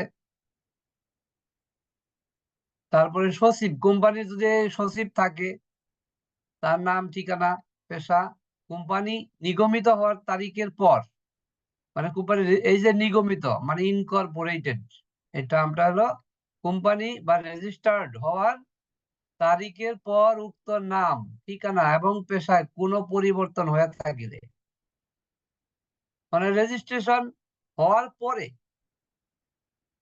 উক্ত নাম, ঠিকানা এবং পেশায় কোনো পরিবর্তন হয়ে থাকিলে উহার বিবরণ। কোম্পানির পরিচালক এবং নিরীক্ষকগণের নাম, ঠিকানা ও পেশা এবং উহার কোনো ম্যানেজিং এজেন্ট, ম্যানেজার ও সচিব থাকিলে তাহাদের নাম, ঠিকানা ও পেশা এবং কোম্পানি নিগমিত হওয়ার তারিখের পর উক্ত নাম, এই যে এদের আগের কোনো নাম, ঠিকানা, এই যে সচিব, তারপরে অডিটর বা ওনাদের পেশা টেশা, এইগুলার যদি কোনো চেঞ্জ হয়ে থাকে তাহলে সেগুলো বিবরণ দিতে হবে। সবাই অনুমোদনের জন্য পেশ করিতে হবে এমন চুক্তির বিবরণাদি। যদি কোনো এরকম চুক্তি থাকে যে একটা নতুন চুক্তি করা হলো, সেই চুক্তির বিবরণটাও মানে চুক্তিটাও আপনার ওই জেনারেল মিটিং মানে স্ট্যাটিউটরি মিটিং এ আপনার উল্লেখ করতে হবে বা স্ট্যাটিউটরি রিপোর্টে ঢুকবে আর কি এগুলা। আন্ডাররাইটিং মানে ওই যে শেয়ার আন্ডাররাইট করে না, শেয়ার বিক্রির সময় কারা কোনো মানে এটা বলা হয় অ্যাসেট ম্যানেজমেন্ট কোম্পানি আছে যারা বা শেয়ার ইস্যুর সাথে কাজকর্ম করে থাকে, তারা দায়িত্ব নেয় যে তাই কোম্পানির শেয়ার গুলো তারা বিক্রি করে দেবে। তো এইটার এগেনস্টে তারা কিন্তু কমিশন নিয়ে থাকে। পরিচালক, ম্যানেজার, ম্যানেজিং এজেন্ট, ম্যানেজিং এজেন্টের অংশীদার, ম্যানেজিং এজেন্ট কোনো ফার্মের অংশীদার হলো উক্ত farm, managing agent private company হলো উক্ত কোম্পানির প্রত্যেক পরিচালকের নিকট হইতে তলবকৃত অর্থ বাবদ বকেয়া পাওনা যদি থাকে, পরিচালক থেকে শুরু করে সাধারণত এইখানে আপনার ধরেন এই যে ম্যানেজার বলতেছে ম্যানেজিং এজেন্ট, এইগুলো সাধারণত থাকে না। তাহলে এইখানে মূল হলো যে পরিচালক। পরিচালকদের থেকে যদি কোনো তলবকৃত অর্থ বাবদ বকেয়া পাওনা যদি থাকে, এই যে তলবকৃত অর্থ মানে বুঝতে পারতেছেন এটা? Do you have idea about তলবকৃত অর্থটা কি?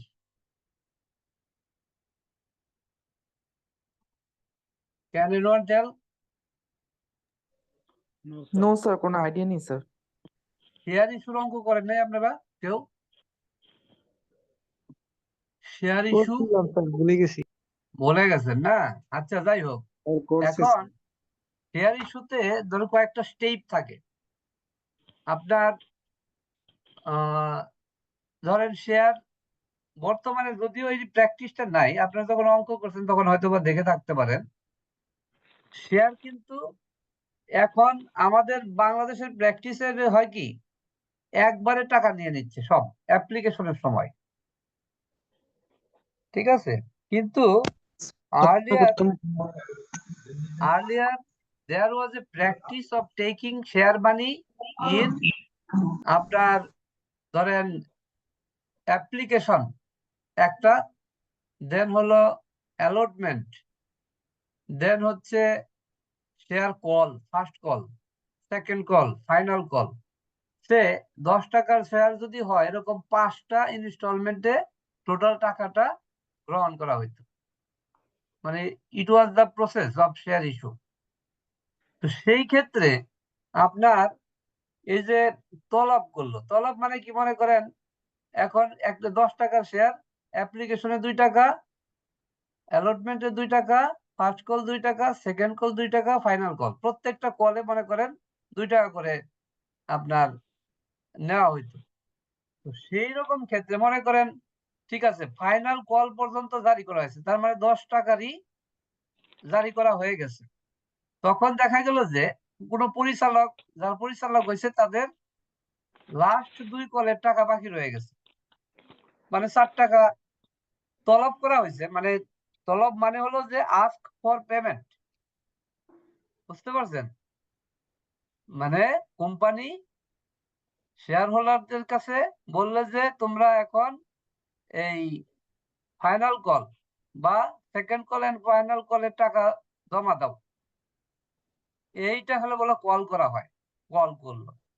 এখন যারা জমা হলে এটার জন্য আমরা অ্যাকাউন্টিং করতাম আবার কি, সে শেয়ার ফার্স্ট বা সেকেন্ড কল ডেবিট করতাম, শেয়ার ক্যাপিটাল ক্রেডিট করতাম। এটা পেয়েবল হইলো আর কি, যে তোমরা পেয়েবল করলাম। এবার তোমরা যখন আমরা যখন পাবো আবার তখন হইলো যে ব্যাংক অ্যাকাউন্ট ডেবিট বা ক্যাশ অ্যাকাউন্ট ডেবিট, দেন শেয়ার আপনার সেকেন্ড কল ক্রেডিট। আলটিমেটলি দাঁড়াইলো আমাদের bank account debit, share capital credit. তো এখন দেখা গেল যে এই কল করলাম, কল করার পরে দেখা গেল যে 2 টাকা করে বা 2টা কলের টাকা, মানে 2 টাকা first second call and final call, মানে টোটাল 4 টাকা করে আপনার এরকম 10 জন শেয়ার হোল্ডার তাদের টাকা দেয় নাই, পরিশোধ করে নাই। তাহলে ওইটা ওইভাবে আপনাকে ভাগ করে দেখা দিতে হবে যে পরিচালক বা উক্ত কোম্পানির প্রত্যেক পরিচালকের নিকট হইতে তলবকৃত অর্থ বাবদ বকেয়া পাওনা যদি থাকে তাহলে ওইটাকে দেখাইতে হবে যে এদের কাছ থেকে এত টাকা পাওনা রহিয়াছে। কোন একটা প্রশ্ন পরিচালক ছিল স্যার। বলেন। স্যার বাংলাদেশে কি তাহলে তলবকৃত মূলধনের প্রথা একদমই মানে নিষিদ্ধ? বিলীন, এটা বিলীন হয়ে গেছে। কারণ মানে আপনি তো শুরুতে অ্যাপ্লিকেশনে সব টাকা নিয়ে গেছেন, টোটাল এন্টায়ার টাকা। স্যার এটা কি আইন করে নিষিদ্ধ করা হয়েছে না এটা প্র্যাকটিস নাই স্যার? এখন প্র্যাকটিস নাই, এখন মানুষের টাকার তো অভাব নাই। আগে তো মনে করেন there was a lot of মানে scarcity of money. জি এখন স্যার। যেভাবে মানি ফ্লো আছে, মানে যেহেতু মানির বাইং ক্যাপাসিটি কমে গেছে, কিন্তু আপনি ধরেন আমার ইন মাই ভেরি বয়হুড বলে ধরেন একদম ছোটকালে আই স 1 টাকা একটা কয়েন, যেটা ছিল 1 ভরি চান্দি রূপা, যার দাম এখন মনে করেন প্রায় 1000 টাকার মতো।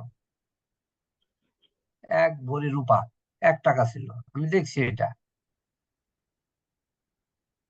1 টাকা যদি মনে করেন 1000 টাকা হয়,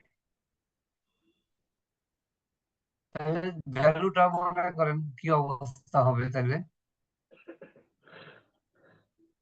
টাকা তাহলে 10 টাকা হলে 10,000 টাকা, তো 10,000 টাকা তো মানুষের চিন্তা করেন যে পেমেন্ট করবে, এটা কিন্তু একেবারে বুকের কথা না, ঠিক না? 10,000 টাকা একবার চাইতে চাইতে দিয়ে দিবে। হ্যাঁ, অনেকের এখন তো ধরেন সবার কাছে টাকার কোনো বিষয় না। আপনারা এখন মনে করেন আর্টিকেল স্টুডেন্ট, আপনারা কত পান? ভর্তি হলেই কত টাকা দেয় আপনাদের?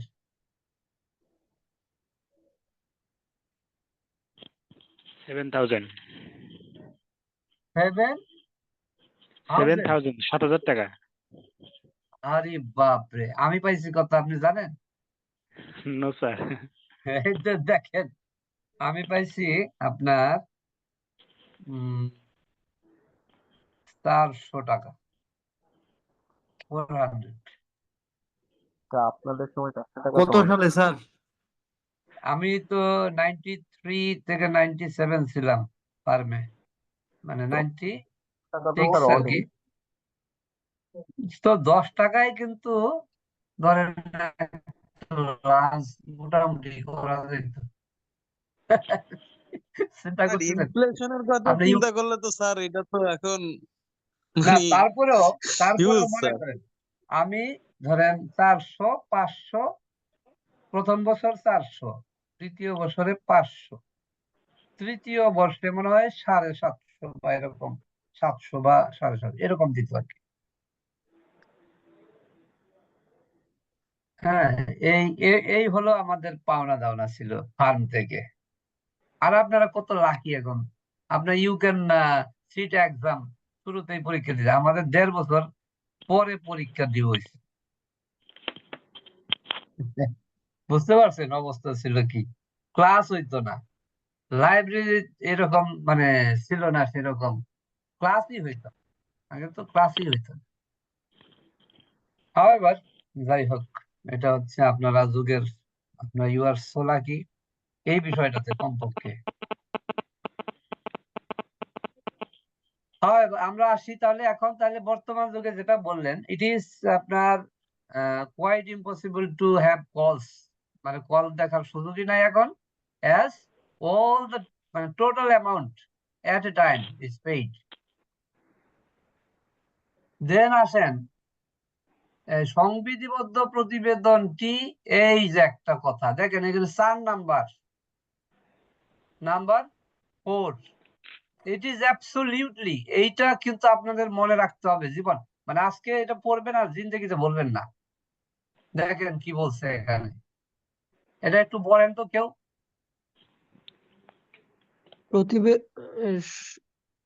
সংবিধিবদ্ধ প্রতিবেদনটি সঠিক মর্মে কোম্পানির অনূন্য 2 জন পরিচালক কর্তৃক প্রত্যয়নকৃত হইতে হবে, যাহাদের মধ্যে একজন হইবেন ব্যবস্থাপনা পরিচালক যদি থাকেন।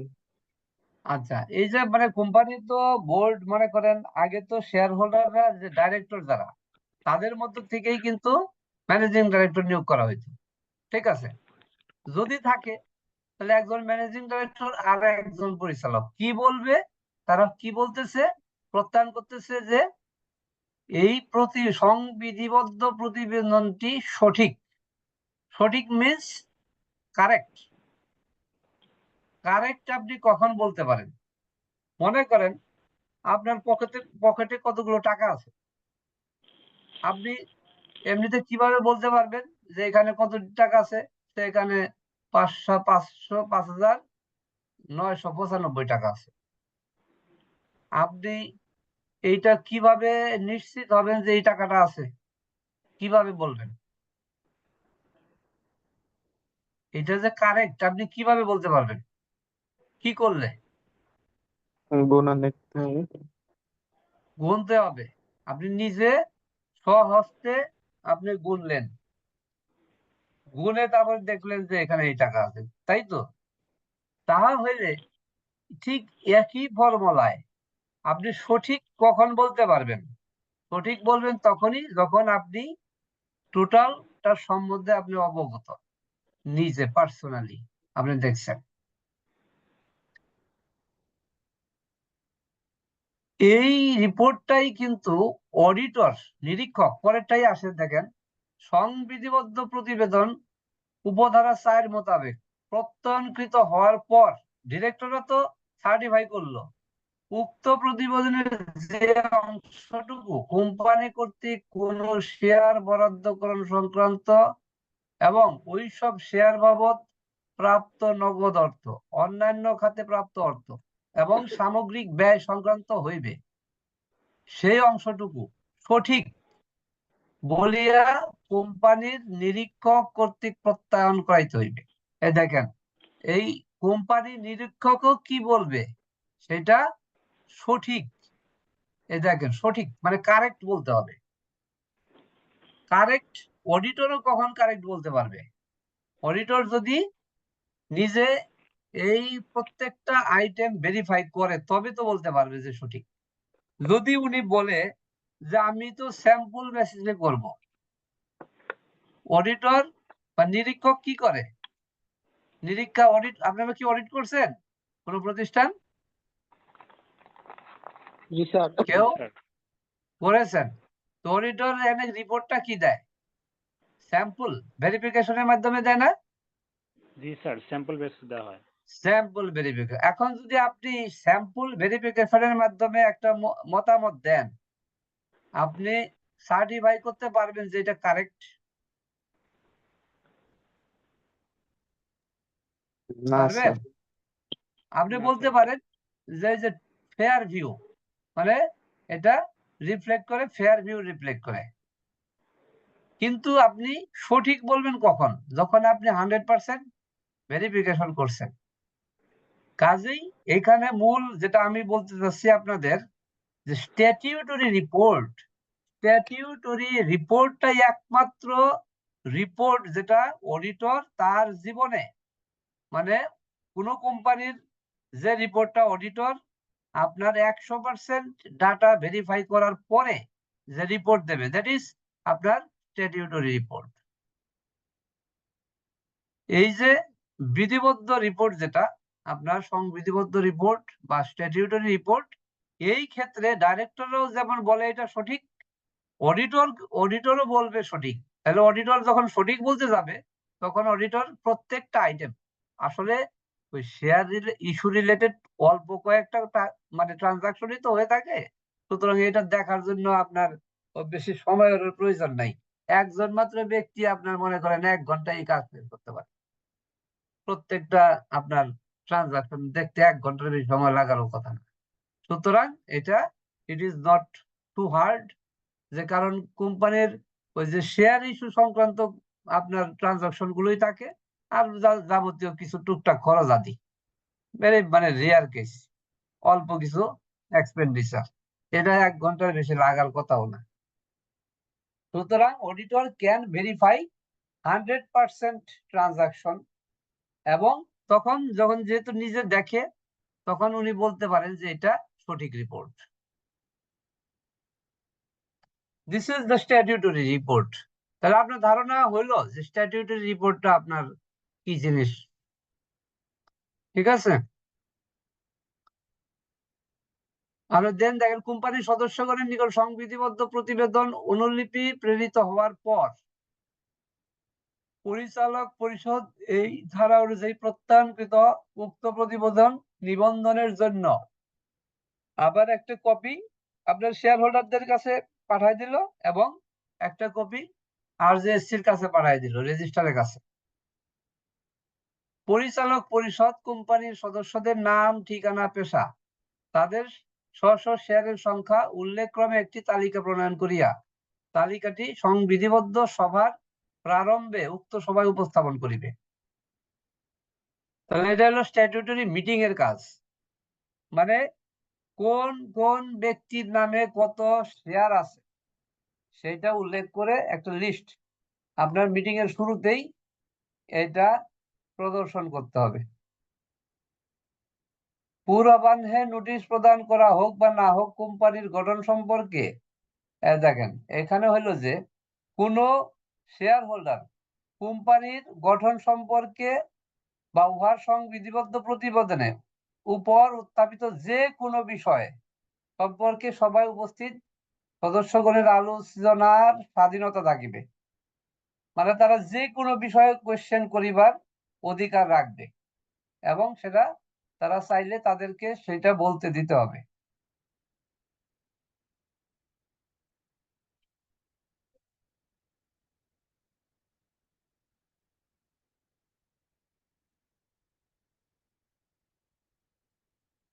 সভার সময় স্থগিত করা যায়, সভার সময় সময় এই সভা স্থগিত করা যাইতে পারে এবং যে সিদ্ধান্ত সম্পর্কে এই আইনের বিধান মোতাবেক পরবর্তী সভার পূর্বে কিংবা পরে যখনই হোক না নোটিশ দেওয়া হয়েছে সেই সিদ্ধান্ত স্থগিত সভাতেও গ্রহণ করা যাবে। মানে হলো এটা বাংলাটাই আসলে কঠিন। এখানে মিটিং আপনার পসপন করা যাবে, ধরেন আলোচনা এত দূর হয়েছে, এরপরে বাকি আলোচনা পরবর্তী মিটিং এ হবে এবং পরবর্তী মিটিং এ গিয়া আপনার সে যেগুলো বাকি আছে সেই সিদ্ধান্তগুলো নেওয়া যাবে। সংবিধিবদ্ধ প্রতিবেদন উপস্থাপনে বা সংবিধিবদ্ধ সভা অনুষ্ঠানে ব্যর্থতার কারণে পঞ্চম খণ্ডে বিধৃত পদ্ধতিতে কোম্পানি অবলুপ্তির জন্য বাপরে বাপ, আদালতে কোনো আবেদন পেশ করা হইলে আদালত উক্ত কোম্পানি অবলুপ্তির নির্দেশ দানের পরিবর্তে সংবিধিবদ্ধ প্রতিবেদনে উপস্থাপন করার জন্য কিংবা সভা অনুষ্ঠানের জন্য অথবা ন্যায়সঙ্গত অন্য কোনো আদেশ প্রদান করতে পারেনি। মানে কেউ যদি চায় যে এই সভা ঠিকঠাক মতো হয় নাই, এটার জন্য কোম্পানি বিলুপ্ত করার জন্য আদেশ চাইতে পারে আদালতের। তখন আদালত কি করবে যে না এইটা মানে নিয়ম মতো যাতে করতে পারে, মানে তার আদালতও এটাই মানে রায় দেবে যে প্রতিষ্ঠানটা চলতে থাকবে আর কি, ন্যায়সঙ্গত ভাবে মিটিং টিটিং করে তারা কমপ্লিট করে নিতে পারে। এই ধারার বিধান পালনে ব্যর্থ হলে কোম্পানি পরিচালক বা অন্য কর্মকর্তা যিনি এই ব্যর্থতার জন্য দায়ী অনধিক 5,000 টাকা অর্থদণ্ডে দণ্ডিত হইবে। মানে ধারাটা ব্যর্থ হইলে কোনো পরিচালক বা কোনো সে কোম্পানির সেক্রেটারি, তাহলে সেই ব্যক্তিকে 5,000 টাকা অর্থদণ্ডে দণ্ডিত করা হবে। এই হচ্ছে স্ট্যাটিউটরি রিপোর্ট।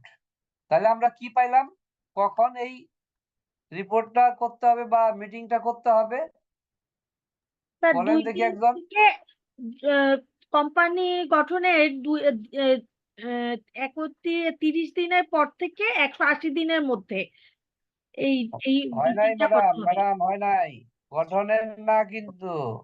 বিজনেস শুরু হওয়ার পর থেকে হ্যাঁ, দুইটা কাজ কিন্তু অধিকার আপনাকে পাওয়ার পরে খেয়াল করতে হবে, দুইটা সার্টিফিকেট কিন্তু আপনাকে নিতে হয়। প্রথমটা নিতে হলো আপনি রেজিস্ট্রেশন হলো একটা সার্টিফিকেট পাইলেন, এরপরে আপনি ব্যবসা কবে থেকে শুরু করবেন সেই মর্মে একটা সার্টিফিকেট দেবে, তারপরে ব্যবসা শুরু করবেন।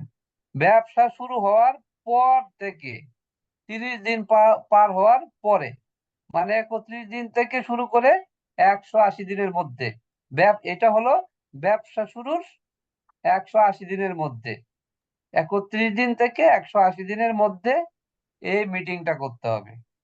সেই মিটিংটার নাম হবে স্ট্যাটিউটরি মিটিং, এবং এই মিটিং এর নোটিশ ডে হবে কত দিনের?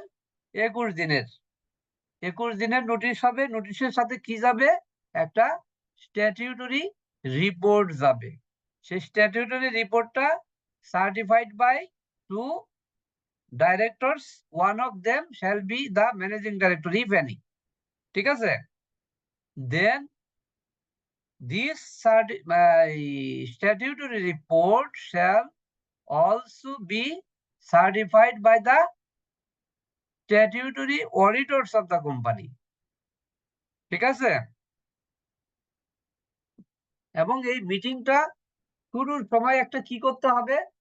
যতজন শেয়ার হোল্ডার আছে তাদের নাম, তাদের পেশা এবং তাদের প্রত্যেকের নামের পাশে তারা যতগুলো শেয়ার হোল্ড করেন সেই সংখ্যাটা আপনার মিটিং শুরুতেই, মিটিং শুরু হওয়ার প্রারম্ভেই এইটা রেডি রাখতে হবে সব সদস্যদের দেখার জন্য।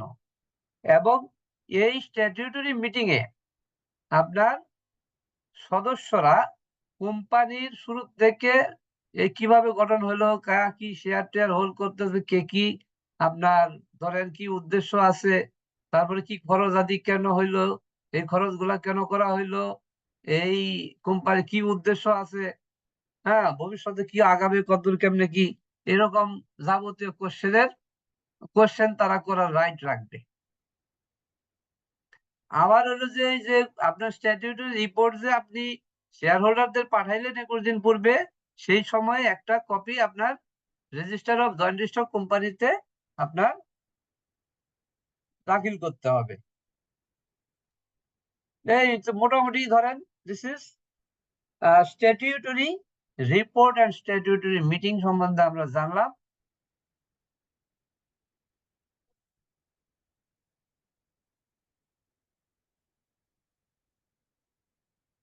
Okay, then আমরা we shall back to our pavilion.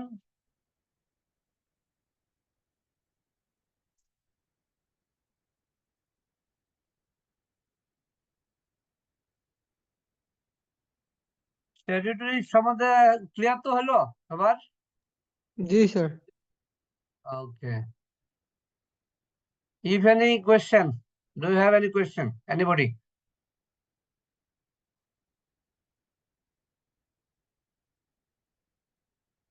কোনো question নাই? Good.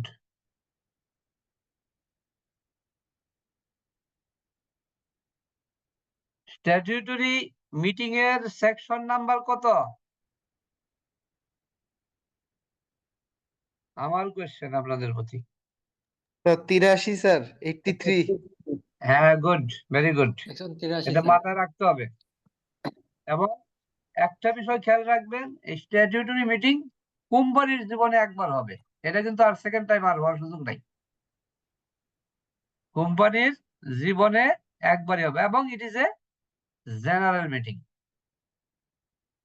It is a general meeting with a notice day of 21 days। যদিও বর্তমান সময়ে এই 20 সালের অ্যামেন্ডমেন্ট দিয়ে প্রত্যেকটা মিটিং এরই নোটিশ ডে করে ফেলছে 21 দিন। আগে জেনারেল মিটিং এর নোটিশ ডে ছিল হলো 14 days, আর ইজিএম এর নোটিশ ছিল 21 days। তারপরে যদি আমরা ধরেন এক্সট্রা অর্ডিনারি রেজুলেশন যেটা নেওয়া হতো বা স্পেশাল রেজুলেশন নেওয়া হতো, 21 days নোটিশ লাগতো। আর এখন সবকিছুর জন্যই 21 days নোটিশ। সব মিটিং এর জন্যই হচ্ছে 21 days। অল জেনারেল মিটিং, যেমন annual general meeting and extraordinary general meeting.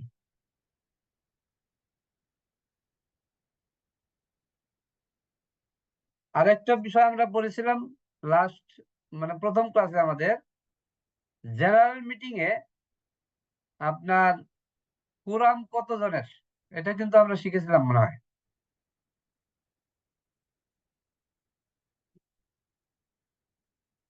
মনে আছে? জেনারেল মিটিং এর কি কোরাম স্যার? কতজনের?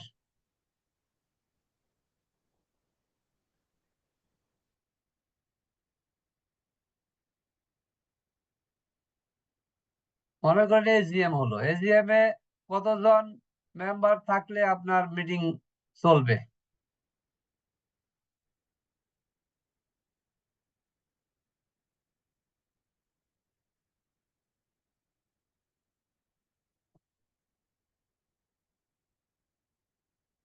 জানা নাই কারো?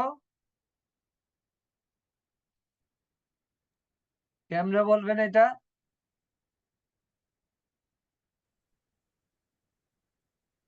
স্যার একটু আবার বলে দিলে ভালো হয়। এটা হলো যে আমরা বললাম যে একটা জেনারেল মিটিং এ, অ্যানুয়াল জেনারেল মিটিং এ মনে করেন কতজন মেম্বার উপস্থিত হলে যে মিটিংটা কনভেন করা যাবে।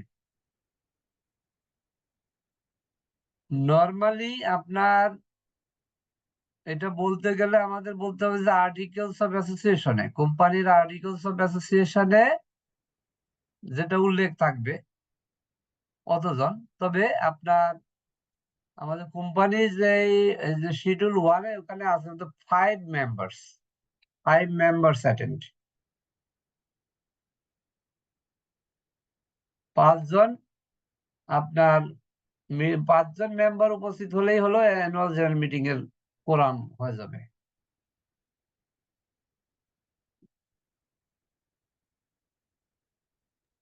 জি স্যার।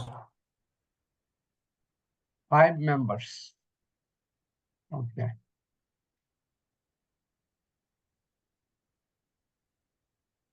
এইটা আপনি পাবেন হলো ধারা 85, provision as to meeting and vote.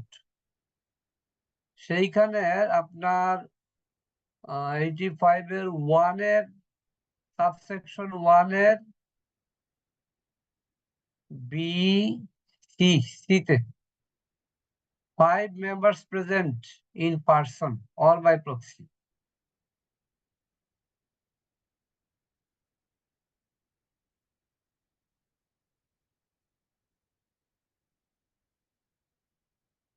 Or no, 5 members.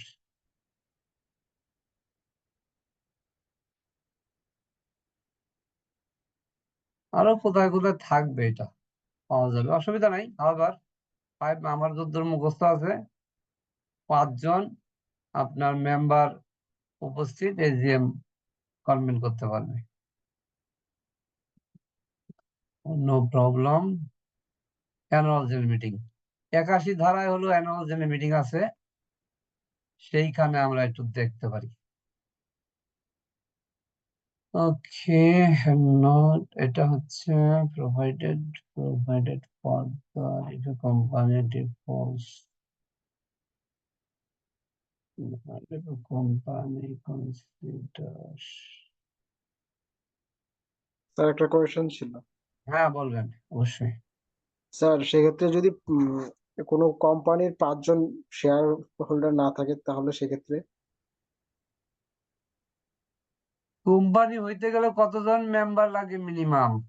Sir প্রাইভেটে তো স্যার 2 জন, লেস দেন 2 জন, আর পাবলিকে হচ্ছে 7 জন। আচ্ছা, এখন তাহলে আপনি বলবেন, আপনি উত্তর দেন। 7 জন হলো পাবলিক, জি পাবলিকে স্যার। 7 জন, পাবলিকে 7 জন হলে 5 জন লাগবে পাবলিক, ঠিক আছে না? জি আর স্যার। যদি ওপিসি হয় তাহলে কয়জন লাগবে? স্যার 2 জন। ওপিসি একজন। তো ওপিসি তো আছেই একজন, সে ওকে 2 জন পাবে কই কোন, তাই না? ওপিসির তো আছেই একজন, 1%, তো আপনার কোম্পানি মিটিং হইতে গেলে তো একজনই লাগবে। আর যাদের মনে করেন 2 জন আছে প্রাইভেট কোম্পানি, তারা 2 জন করতে পারবে। স্যার তাহলে এটা কি কোম্পানি বেস হবে? হ্যাঁ, স্যার প্রাইভেট কোম্পানির ক্ষেত্রে স্যার তাহলে স্যার শেয়ার মানে যতজন সদস্য সংখ্যা থাকবে ততজনের উপর হবে? ততজন মানে কি তাদের আমি যে প্রথমে বললাম কি, কোম্পানির আর্টিকেলস অফ অ্যাসোসিয়েশনে যে নাম্বারটা বলা থাকবে যে আমার জেনারেল মিটিং কনভেন করতে গেলে আমার মিনিমাম নাম্বার অফ আপনার অ্যাটেন্ডেন্স কয়জনের লাগবে। তা এখন মনে করেন যেহেতু আমাদের কোম্পানি হলো 3 পদের, একটা হলো পিসি, একটা প্রাইভেট, আর একটা হলো পাবলিক, পাবলিক তাই না? তাহলে পাবলিকের যেহেতু মিনিমাম নাম্বারই হলো 7, 7 জনের জায়গায় আপনার 5 জন তাদের উপস্থিতি থাকতে হবে। কিন্তু যার আছে 1 জন মাত্র, তার যদি কয়জন থাকবে? 1 জনই থাকবে। সে তো আর ইচ্ছা করলে বানাইতে পারবে না 1 এর অধিক। জি স্যার, বুঝতে পারছি। ঠিক আছে? জি স্যার। Okay, now it is time হলো 10:57। আপনাদের আই হোপ দ্যাট আপনাদের অনেক এখনো খাওয়া দাওয়া বাকি টাকি রয়ে গেছে অনেকেরই, না? ডিনার টিনার জি স্যার। করবেন। ঠিক আছে, তাহলে আবার দেখা হবে আরেকদিন। ততক্ষণ ভালো থাকেন সবাই, এভরিবডি। সবসময় ভালো থাকবেন। জি স্যার, দোয়া করবেন, আপনিও ভালো থাকবেন। হ্যাঁ হ্যাঁ, সবাই ভালো আদাব থাকেন। স্যার। আদাব। তাহলে স্যার আজকে আসি স্যার। হ্যাঁ, ঠিক আছে। Okay, good night everybody. Good night sir. Good night.